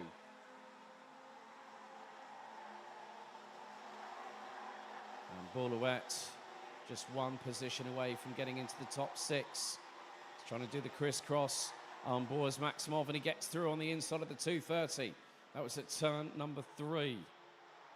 Great anticipation there by Beaulouet just to do the crisscross and get through. A bit of a tall order to try and get himself up into 5th position for Boulouette, because Thomas Ingram Hill is about a couple of kart lengths ahead. But our leaders make their way through Dunlop for what will be the final time. It's going to be 2 wins for Casper Schurmans as the 240 from the Netherlands crosses the start-finish line. Once again, another textbook formation by JJ Racing, with Max Cuthbert taking another second place here today. Archie Clark rounds out the top 3 ahead of Armand Hamilton, with Thomas Ingram Hill completing the top 5. Boulouette made up 11 positions in that race to finish in 6th, ahead of the likes of Boris Maximov, Julian Kovacevic, Thomas Rudokas, and Matthias Jellerup from Denmark, rounding out the top 10. Alberto Kiko Fracassi in 11th, but I did see that there was possibly a post-race penalty coming his way. Antoine Crisel in 12th, ahead of Knut Nielsen, Sky Parker, Ryan Gandor. The timing has been adjusted. Fracassi drops down to 15th, with Romain Kitzinger, the last of the classified finishers after 9 laps, with Tom Strehler unfortunately eliminated after an incident coming out of turn 7 on lap 2.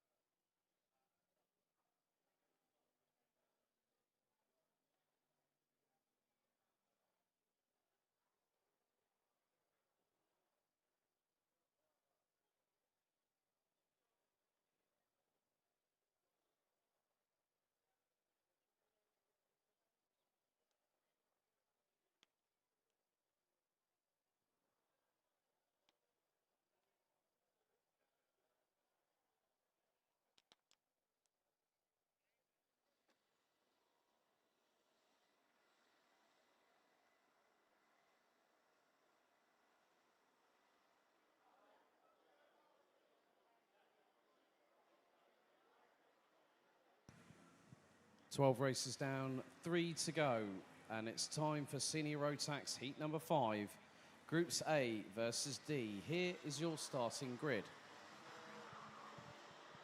On pole position, it's going to be Miska Kaskinen. He'll be joined by Devin Horst on the front row. Row 2, it's Vic Stevens and Kai Hillatz. Row 3, Laurent Ligaud and Elia Papasena. Row 4, Mark Kimber and Lotus Tveen, with Kai Hunter and Paul Forquemin rounding out the top 10.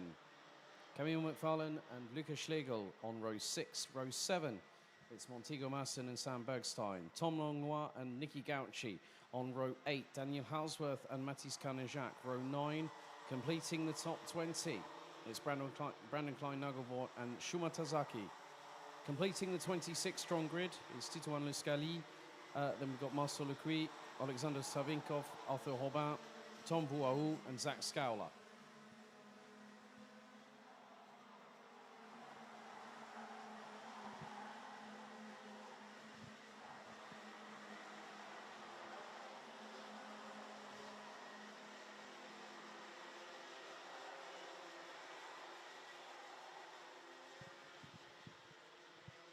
So the drivers now on their official formation lap ahead of their final 10-minute plus an additional lap heat here in Western France.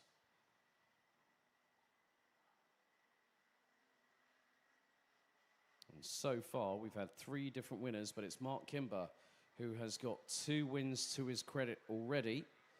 Kai Hillatz has picked up a victory at Heat 2, and Heat 4 was won by the defending champion, Sean Butcher.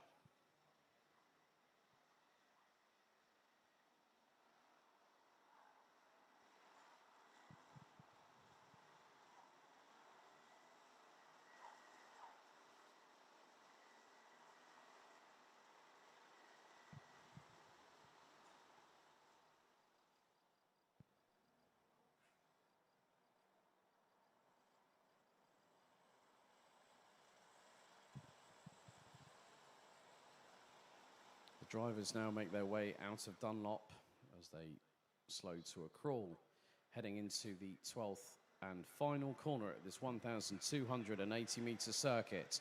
Into the tram lines, revs rise, lights are out first time, we're underway and racing. Good start by the pole sitter Kaskinen, who right behind him has Vic Stevens for close company. And Laurent Ligaud already has got himself back up into 3rd position, very reminiscent of what the Canadian was able to achieve in a previous heat earlier on today. The whole field makes its way through into turns 5 and 6. There are a couple of exchanges happening at the back part of the field.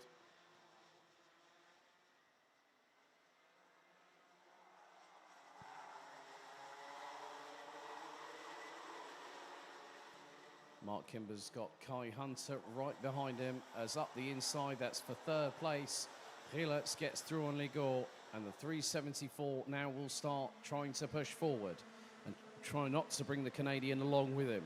Kimber's in 5th. Kaskinen still leads by just under 4 tenths ahead of Vic Stevens.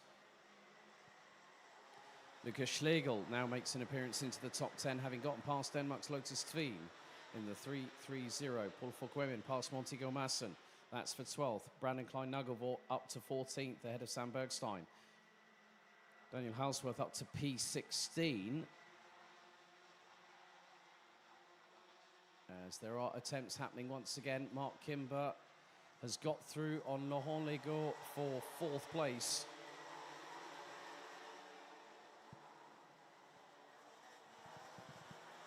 But it is Miska Kaskinen who is looking for a heat victory here today. And he's got a lead, and it's just doubled, 0.72.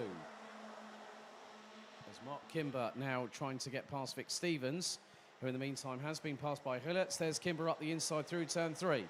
Stevens opens the door, well, leaves the door quite literally open. And that allows both Kai Hunter and Laurent Ligaud to get through on the 369 from Belgium.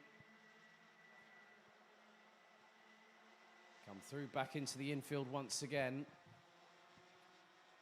And there has been a little bit of an attempt. That was from Vic Stevens on Laurent Ligaud. And they tangle again, and the Canadian was sideways.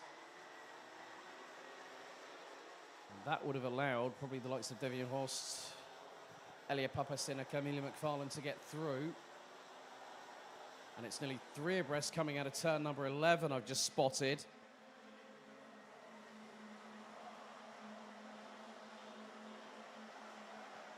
So for Quimmin ahead of McFarlane. Lotus Tveen is definitely getting the elbows out as the racer from Denmark. And Montego Masson is not too far behind either, as someone's just got off big time. And that was Lotus Tveen. Got a tag on the sidewalls of the Mojo tyres and was off the circuit and into the gravel off of turn number 4. A great qualifying display from the RS competition driver. But her race day has come to an abrupt end.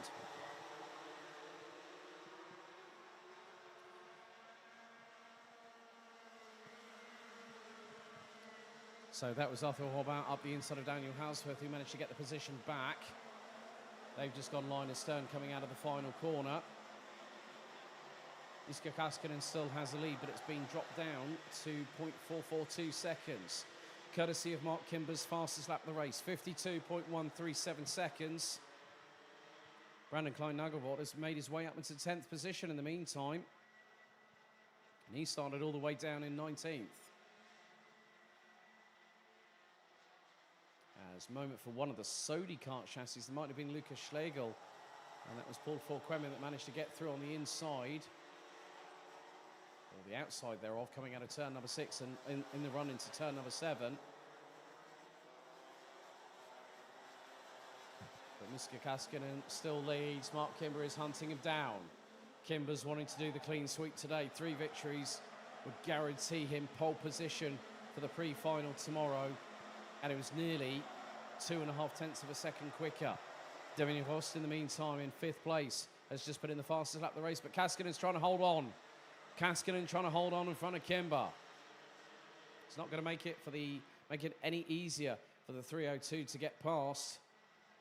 Kai Hillitz is closing in on them, as is Kai Hunter and Devian Horst, who round out the top 5 into turn 8, now into the chicane at Piff Buff. Kimber's now going to look for the move up the inside as Kaskinen runs wide through Dunlop. And some dramas happening here. That was the 318 of Sam Bergstein.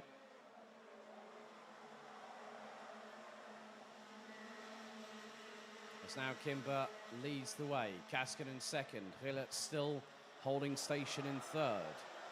4th, it's Hunter. 5th, it's Horst, followed by Papacina, Forquemin, McFarlane. We've got Lucas Schlegel and Brandon Klein-Nagelvoort. Nagelvoort is just 2 tenths off of a top 9.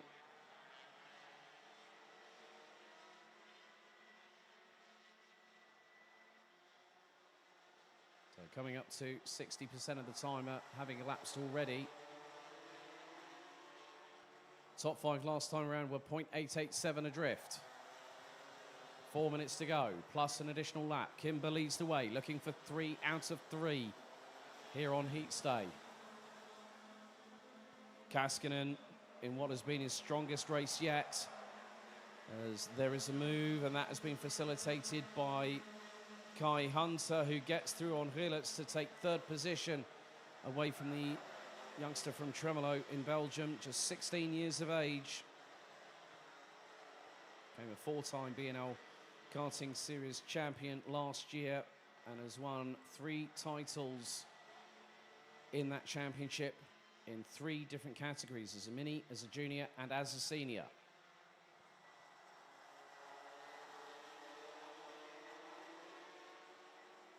So Lotus Tveen out. Sam Bergstein has retired the kart in the 318, so he's out. Lucas Schlegel has dropped all the way down to 23rd position. I don't think he's running anymore. No, he's retired as well. So Marcel Lecruy in the number 368 is the last kart out there. Brandon Klein-Nagelvoort has dropped down the order significantly. It's like someone's used him as a pebble and thrown him in a pond. As up the inside of Kai Hillitz tries to go Devian Horst, but the 374 was very wise to it. So that's the battle for P4 on the road.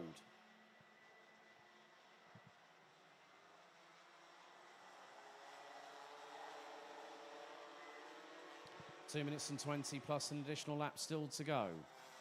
Battles are waging up and down the order. Montego-Marsan ahead of Laurent Legault. That's Germany versus Canada. Sounds like a quarter-final at the FIFA World Cup. As Devian Horst has just got through on Hillertz, which looks rather easy by my reckoning. I think it's just more a case of just conserving and getting ready for tomorrow. The temperature has hit 26 degrees air temperature here at the circuit, so the asphalt underneath these drivers must be absolutely boiling right now. And there is a 5-second time penalty going to Marceau Lecuy in the 368. It's not going to hurt his race anymore, because the French driver running the PKS competition is all the way down in 22nd position. Minute and 10 still to go on the timer.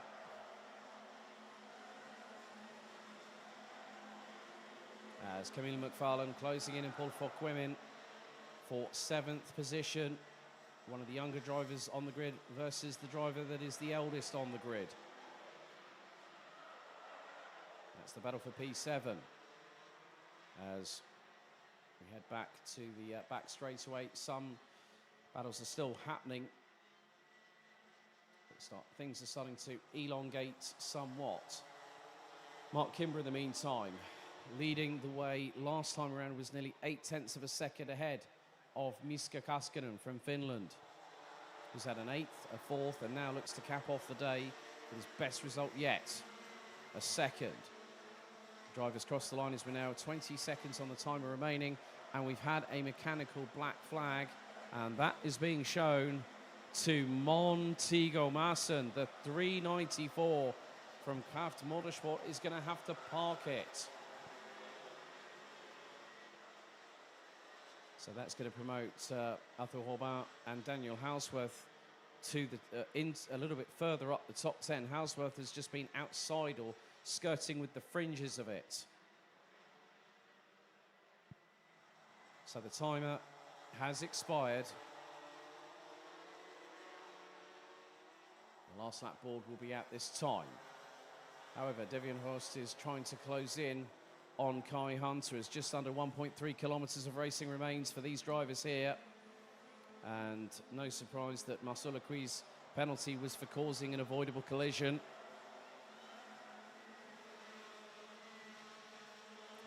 As Devian Horst has really got the fire in the belly, as he's trying to get through on Kai Hunter for that 3rd place. But Hunter's not making it easy. Hunter goes to the inside of the back straight to defend, whereas Horst went to the outside. This could allow Hillertz to maybe possibly close in and go for 3rd in the dying stages of the race. And he's right with them as they come through into the left-hander at turn 8 before the Piff-Paff chicane. It is going to be a run to the line to see who's going to get 3rd place. But down out of Dunlop for the final time. And into the final corner, it's going to be 3 for 3 for the UK's Mark Kimber as the checkered waves. 2nd is Miska Kaskinen. 3rd, it's going to be Kai Hunter by a whisker, with Devian Horst and Kai Hillertz rounding out the top 5 in that race. Good to see Elia Papasena have a solid result at the end of it all. 6th position as ahead of Camille McFarlane and Paul Fouquemin, who ran at the top 8. Montego-Marsan did have a mechanical black flag showing, I believe, and did cross the stripe in 9th, ahead of Arthur Robin, Daniel Housworth, Mathis Canejak, Laurent Legault, Tom Langlois, and Zach Scowler round out the top 15 positions. Tijuan Liscali, Alexander Savinkov, Tom Voaou, Nikki Gauchi, and Shuma Tazaki ran at the top 20 provisionally. Brandon Klein-Nagelvort rounds out 21st. Marceau Lecuy might not have crossed the stripe, and might have just pulled straight into the pits. And we lost Luca Schlegel, Sam Bergstein, Lotus Tveen, and Vic Stevens.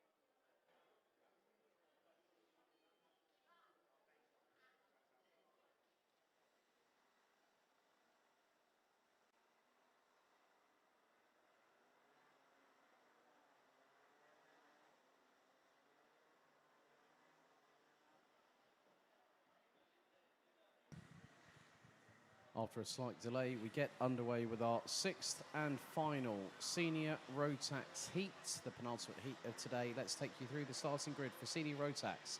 Heat 6, Groups B versus C. It's going to be an all-KR Sport front row with Sean Butcher, joined by teammate Lachlan Robinson on the front row. It's an all-Dutch row number 2, courtesy of Dion van Werven and Tommy van der Stroys. Ethan Jeff Hall and Austin Lee round out row number 3, ahead of Matthew Higgins and Jaden Teen. Then it's going to be Nolan Lemohay and Lewis Gilbert rounding out the top 10. Ian Richard and Tobias Clausen on row 6. Mitch Haynett and Paul Christel, row 7. Row 8, it's going to be Magic Hamada and Janis Stiak. Row 9, Zombor Kovac and Loris Koisman. Jules Roussel and Baptiste Schneider round out the top 20 with Jonathan Devaux, William Christensen, Gustav Zusakovs, Scott Westhovens, Kamal Murad and Sverre Ubben rounding out the 26-strong grid.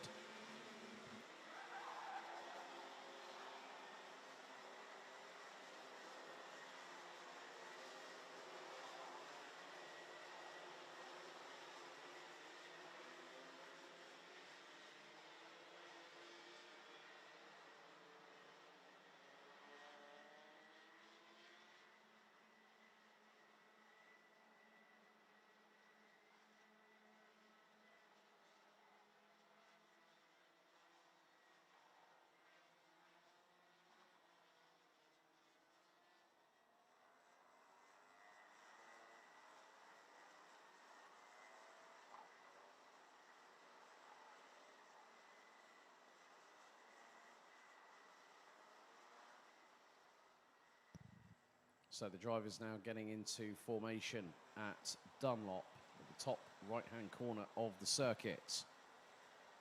The field will now make its way down towards the turn 12, right-hand sweeper. And then we'll be under starter's orders. Red lights on the starting gantry. Revs rise. Are we ready? Are we steady? Lights are out first time. Butcher leads the field down into clubhouse for the first time, and Lachlan Robinson does lose a couple of positions due to being on the outside of the front row.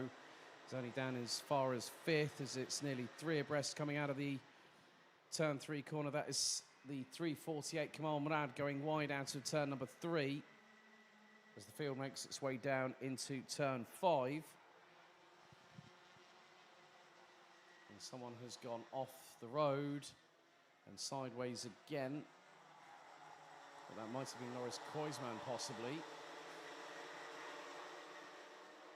But no, that was actually Janis Stiak in the 339 that was off the circuit. He was running 16th at that point until that drama happened. Sean Butcher has got a commanding lead after the opening lap of nearly 8.5 tenths of a second. Ethan Jeff Hall up into P2. Dion van Werven in 3rd place, ahead of Austin Lee. Lachlan Robinson in 5th position, make that 6 because that might have been, well, he's just been passed by somebody else's. And up the inside of Dion van Werven, that was Austin Lee through for 3rd position.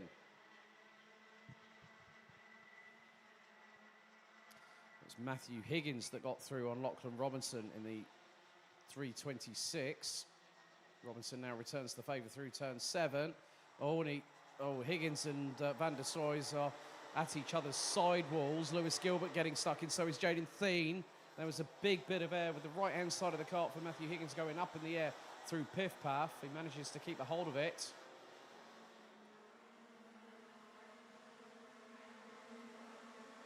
Eight minutes and 10 seconds still remain in this final Senior Rotax Heat.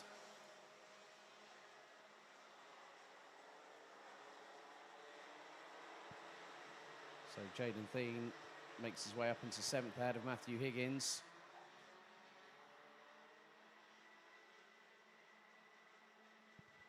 The drivers once again go down the back stretch, but Sean Butcher's lead last time around was it pretty much bang on a second. He might be trying to extend that, but that depends on how much pace Ethan Jeff Hall has in the Tony Kart chassis underneath him.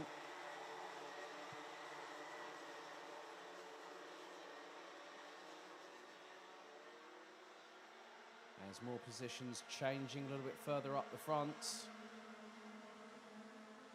One of of which might have been Zombor Kovac in the 3:41 as Lachlan Robinson now fires his way past Dion van Verven through Clubhouse into turn number 4 to take 4th position.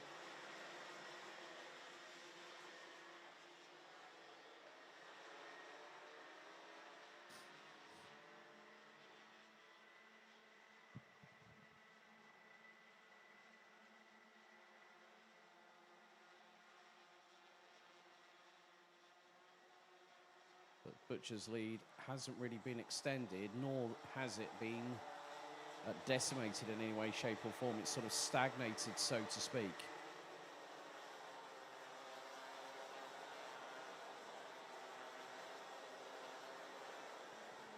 So Sean Butcher continues to lead the way, 1.2 seconds ahead of Ethan Jeff Hall. Austin Lee rounds out the top 3, but he's being closed in on by Lachlan Robinson.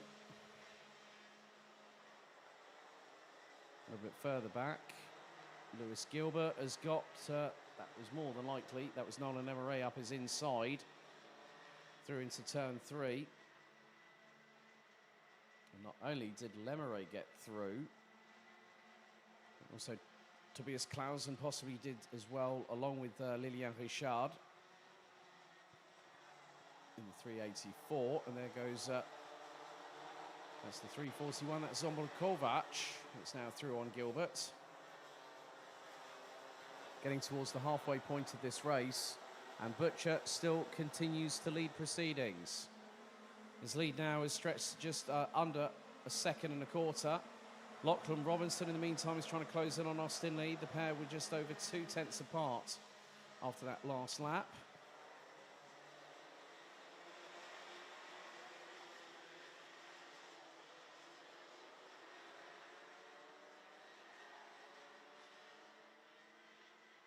Top 10 rounded out by the number 390 of Tobias Clausen. They were covered by just over 5 seconds in that last lap. As we're halfway through the race, still more to come. Jules Roussel has made his way past Lewis Gilbert in the 329 for position, and the Scotsman now has, this will be Mitch Haynett not too far behind. And in the TB Netherlands kart.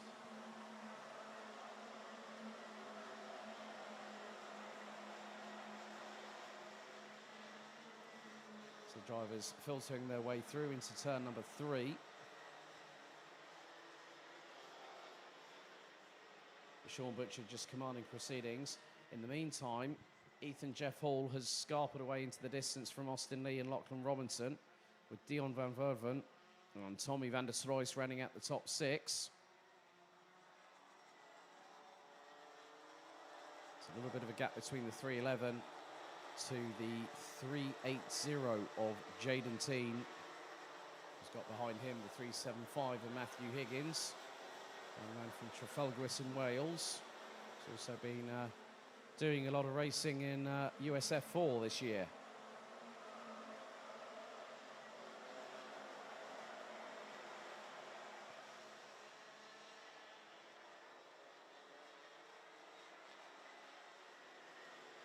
Higgins, not too far behind him, has got Nolan Emery for company. Tobias Clausen in the 390 still rounds out the top 10 positions.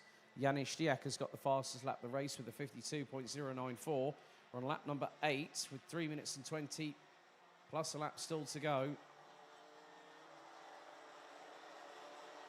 As Higgins trying to do his utmost to try and retake that 8th position back from Nolan Emery as Jaden Teen gets a little bit further ahead, but then Tobias Clausen says otherwise, and the 375 finds himself down another position. That's going to make it 10th place for Higgins. Robinson still keeping within 2 tenths of a second of Austin Lee. That's the battle for the 3rd place on the road. Boris Koisman, unfortunately, on lap number 7, has pulled the cart into the pits. And the 920 representing Belgium. The race day hasn't ended on the best note possible.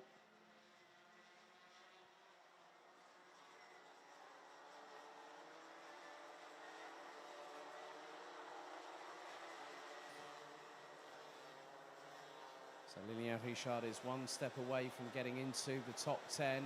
But will have to deal with Matthew Higgins to get through. I'm not too sure if he might have just done that. That is the case because Richard now hits the top 10. Higgins now demoted to 11th position.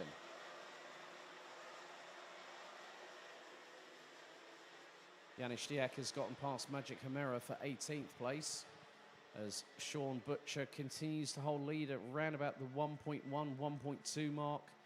Ahead of Ethan Jeff Hall, who's just put in the fastest lap of the race, 52.091 for the 397.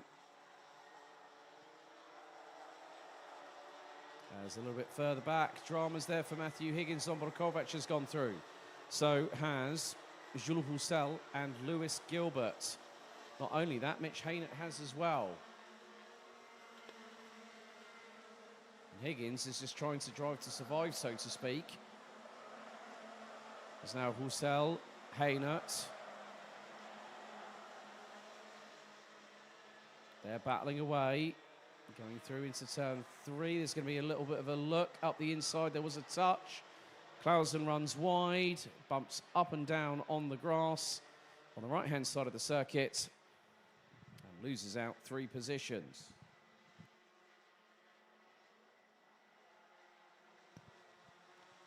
So loses out to Jaden Teen. Well, looks to have lost out to Jaden Teen. Along with Nolan Lemeray and more than likely Julien Richard. But the race is fast ticking away. 20 seconds on the timer, so we're on to our 12th and penultimate lap. Sean Butcher's lead has now been dropped to just under 9.5 tenths, courtesy of the efforts of one Ethan Jeff Hall. Janis Diak is the only driver in this race to drop below 52 seconds with a 51.995. That was not the last lap of the lap just gone, but the lap previously on lap 11. The timer has expired. There'll be one more lap to go.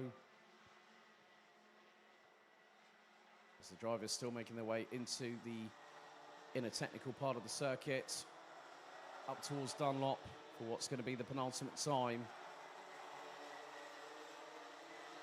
So Sean Butcher won heat number 4 for the seniors, on course to win in heat 6 and take 2 to his tally here today. Lachlan Robinson, in the meantime, has gotten on with business and he's finally got past Austin Lee for that 3rd place. Dion van Verven now joining the party. They do say that 2's company, but 3 is definitely a crowd.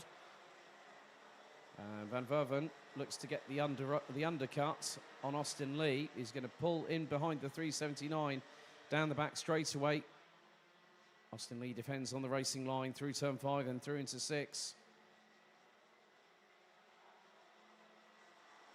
And whilst that's all happening, Robinson's pulled away, but Van der Stoys is there waiting in the wings, and he dives up the inside of Dion van Verven. Does Tommy Van der Stoys in the 3-1-1 to now take what is effectively 5th position. But it's Sean Butcher that wins his 2nd heat in as many races. Ethan Jeff Hall with his best finish of the day in 2nd position. Lachlan Robinson rounds out his day with the top 3.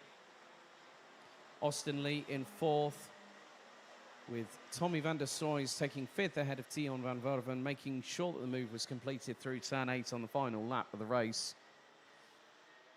7th is Lilian Richard, Nolan Lemeray, Jaden Teen and Zombor Kovac round out the top 10. There has been a time penalty given to Tobias Clausen, who will drop down the order and drops down to 20th place. Behind the likes of Lewis Gilbert, Jules Roussel, Mitch Haynett, Matthew Higgins, Paul Grisel, Janis Diak, Gustav Zusakovs, Sverre Ubben and William Christensen. Magic Chimera takes 21st in that race. Ahead of Jonathan DeVore, Scott Westhovens, Kamal Murad, Baptiste Schneider and Loris Koisman retiring on lap 6.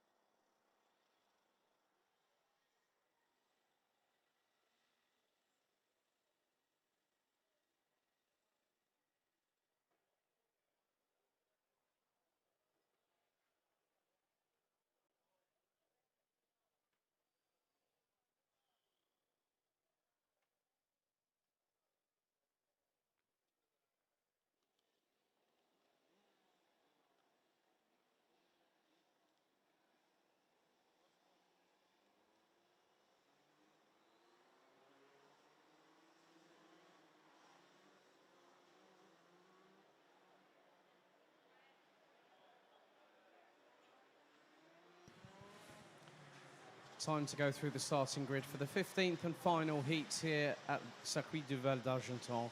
It's DD2 and DD2 Masters Heat number 3. Carl Gustav Borgard, a race winner earlier on today, picks up the opening heat victory. He starts once again from pole position. David Outlechner will line up alongside on the front row, with Mads Ries and Martin van Leeuwen rounding out the top 2 rows. Van Leeuwen picked up heat number 2 earlier on this afternoon. He'll be ahead of Axel Saniala, Maxime Dirks, Rasmus van der Bo, Leonardo Baccaglini, Ville Villainen, and Nicolas Guillaume, who ran at the top 10. The top 20, the remainder of the top 20 are as follows: Maxim Sechurko, Victor Frostbait, Enzo Boll, Jakob Bezel, Patrick Lochmelis, Mats Johan Overhoff, Philip Moitzi, Dennis Thum, Nicolas Picot, and Lucas Bernot. Manuel Tenchert, Jules Cousin, Kilian Gerhard, Sebastian Schul, Peter Bezel, Martina Stankiewicz, Christoph Capitan, Tim Stipitz, Jimmy Chaumier, Igor Mukin, Tony Hogg, and Michael Becker round out the 32-strong grid. Dennis Thum will start on 18th and will start as the DD2 Masters pole sitter.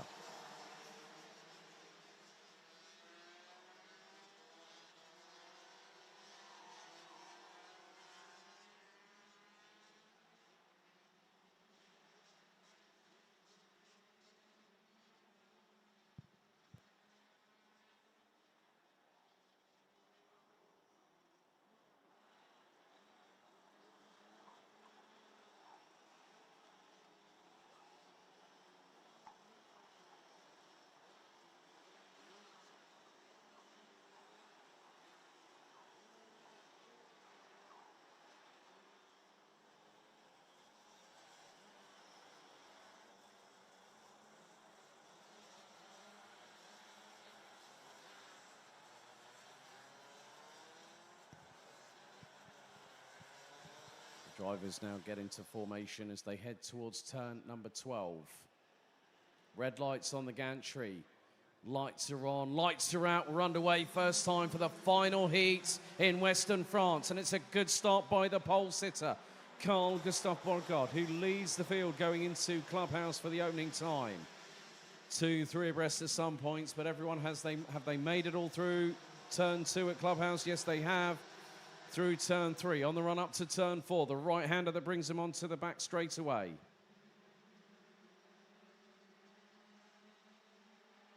Borgard is leading. Second is Outlechner. Third, well, no, it's not. I'm just keeping an eye on who is in third position. That looks like that is Outlechner. Dirks is into third. Fourth is Outlechner. Fifth is Van Leeuwen from the Netherlands. Up towards Dunlop once again they go.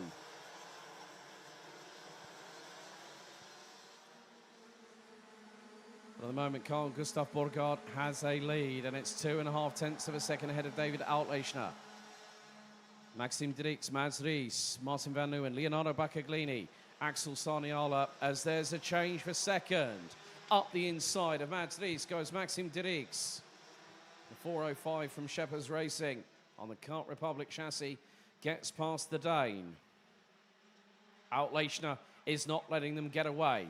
Through into 5 and 6, now into the left at 7. They'll close up under braking, and Outlechner was looking for a way through on Mads Ries, but that allowed Martin van Leeuwen to close in. As a bit of a close there, that was from, more than likely, that was Maxim Sechurko on Rasmus van der Bo going through into the approach into turn 8.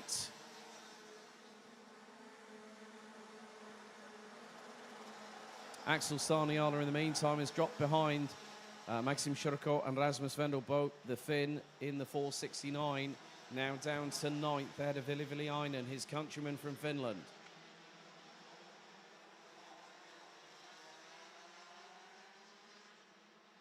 Nicolas Picot, in the meantime, has sprinted up the order and is now currently P10, and he's P11, and he's closing in on Ville Villainen.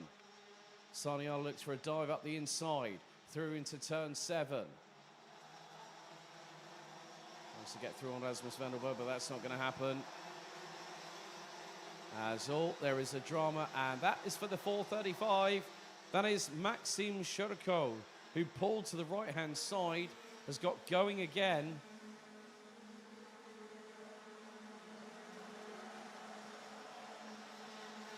As the 468 of Mads Ries is now interlocked with Martin van Leeuwen for battle, but the Dutchman gets in front, and right behind them is the charging Italian, Leonardo Baccaglini, who made his Euro Trophy debut last year at Marienborg and now gets through on Mads Ries. Slingshots past like the Dane was standing still between turns 4 and 5.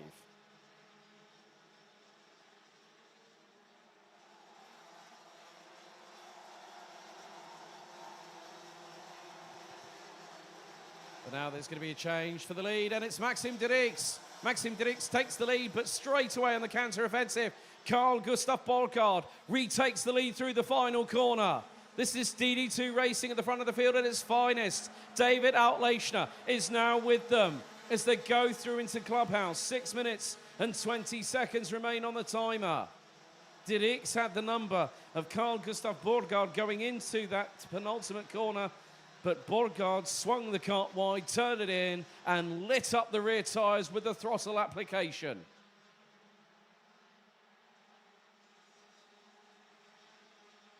And now De Rix back up the inside through turn 7. This is going to allow Outlechner to get through, and he does. Van Leeuwen and also Baccaglini now factor into this scrap for the race lead. And look at the train behind. They're all closing in. It's not just going to be one driver going for it, it's going to be multiple. But Outlechner and De Rix have pulled away ever so slightly to the tune of nearly half a second. And now Van Leeuwen up the inside through turn 3 on Carl Gustav Borgaard. The Dane holds his ground once again. Baccaglini right on the back bumper of the 403 from the Netherlands. And behind them, the cavalry is coming. That is being led by one particular driver. It is now going to be Mads Ries, who's up the inside of Rasmus Vendelbo. Axel Sarniala is right behind them. Ville Villainen, Victor Frostbay. I could reel off the names on that list that are right behind Carl Gustav Borgaard, who's become the proverbial bottle in the cork in the bottle. You see, I'm even tripping over my own words. This is great racing. Close quarter, wheel to wheel, side pod to side pod. And De Rix and Outlechner have pulled a gap. They want a battle between themselves. But what's got to happen now for Martin van Leeuwen is that he's got to really try and get past Carl Gustav Borgaard. And a warning board has been shown to the 437 from Denmark. We've had 2 different winners in DD2. We've had 2 different winners in DD2 Masters. More overtakes happening through Dunlop. And Enzo Boll has got himself up at least another couple of at least one position. Well, he's ahead of Ville Villainen, now in 9th place is the youngster from the Netherlands, the 410. Now he's looking up the inside. That is on the 468. He's got past Mads Ries.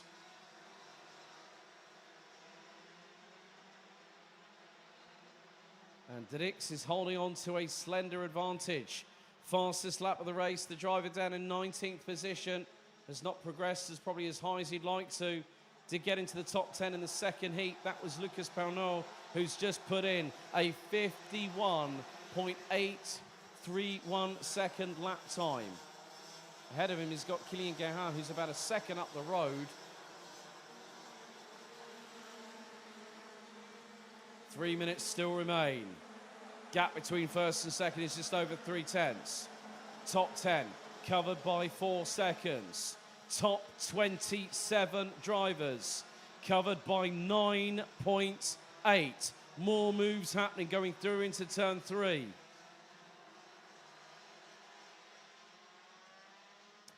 And Carl Gustav Borgaard is still defending like crazy at the moment and has got Martin van Leeuwen and Leonardo Baccaglini right with him. If he's pulling them along with him, they're going to try and catch up with the two in front.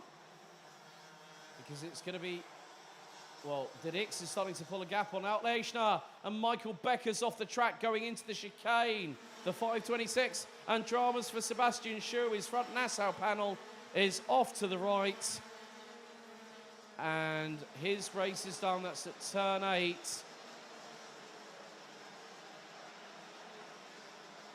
Just under 2 minutes to go. And Axel Sarniala has retaken the fastest lap of this race. He's currently in 7th position.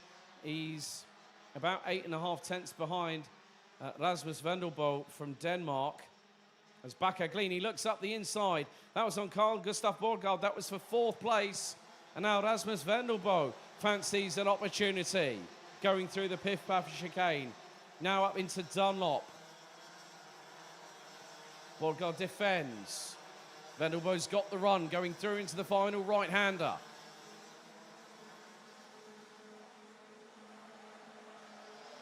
Not too far behind Bakaglini, who only just a couple of moments ago took that place away from the 437 with Oris competition.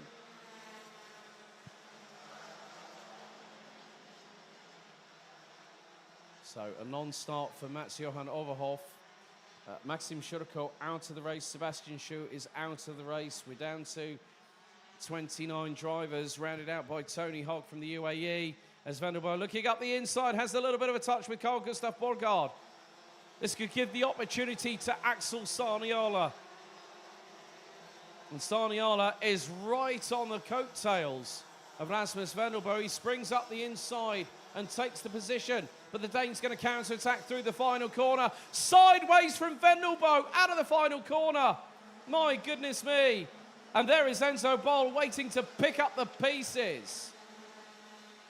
Vendelbo was sideways at over 100 kph through the 12th and final corner. How he hung on to that one, I'll never know.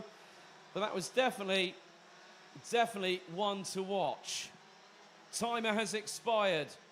Maxim DD2 has calmly been expanding his lead over Poland's David Autlechner. Once he got the lead, he hasn't looked back. Just over 1.5 kilometers of racing here today at Circuit du Val d'Argenton. Comes to its inevitable conclusion. Last lap board is out. Enzo Bol starts defending ahead of Rasmus Vendelbo going into clubhouse. They've got Ville Villainen right behind them. Autlechner has taken a fraction of time out of Maxim DD2. Martin van Leeuwen has just put in the fastest lap of the race, 51.519 seconds. It's been a long wait for a particular driver to take another victory here in the Euro Trophy. It's been worth that wait, though, because he's made it count when it matters the most. Out of Dunlop for the final time. It's going to be 3 different winners from 3 different races as Maxim DD2 takes the victory in heat number 3, the 405 from Belgium. David Autlechner takes P2. Martin van Leeuwen takes 3rd. Leonardo Bakaglini 4th. Axel Sarniala finishes behind Carl Gustav Borgard in 6th place. Enzo Bol rounds out his day with a top 7 finish. Rasmus Vendelbo in 8th. Ville Villainen and Jakob Bezel round out the top 10. Victor Frostbay in 11th ahead of Mads Ries. Lucas Bernot at one point held the fastest lap. He went to finish in 13th after all of that being said and done. Patrick Snolls, Loch Mellis, Kilian Gerhard, Manuel Tenschert, and it's 2 different winners from 3 different races as Nicolas Picot wins the final heat for DD2 Masters down in 18th. Nicolas Guillaume and Martinas Stankiewicz ran at the top 20, followed by Peter Bezel, Tim Stipitz, Jimmy Chaumier, Igor Mukin, Christophe Capitain, Denis Thum, Jules Cousin, Michael Becker, and Tony Hogg, rounding out the 29 finishers in that 13-lap encounter. Sebastian Schue out on lap number 8, and Maxim Shurko out after 3 laps with Mats-Johan Overhoff, a non-starter.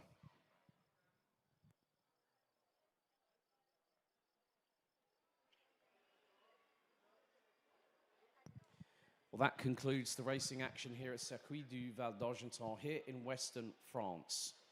15 races done. The heat stay is completed.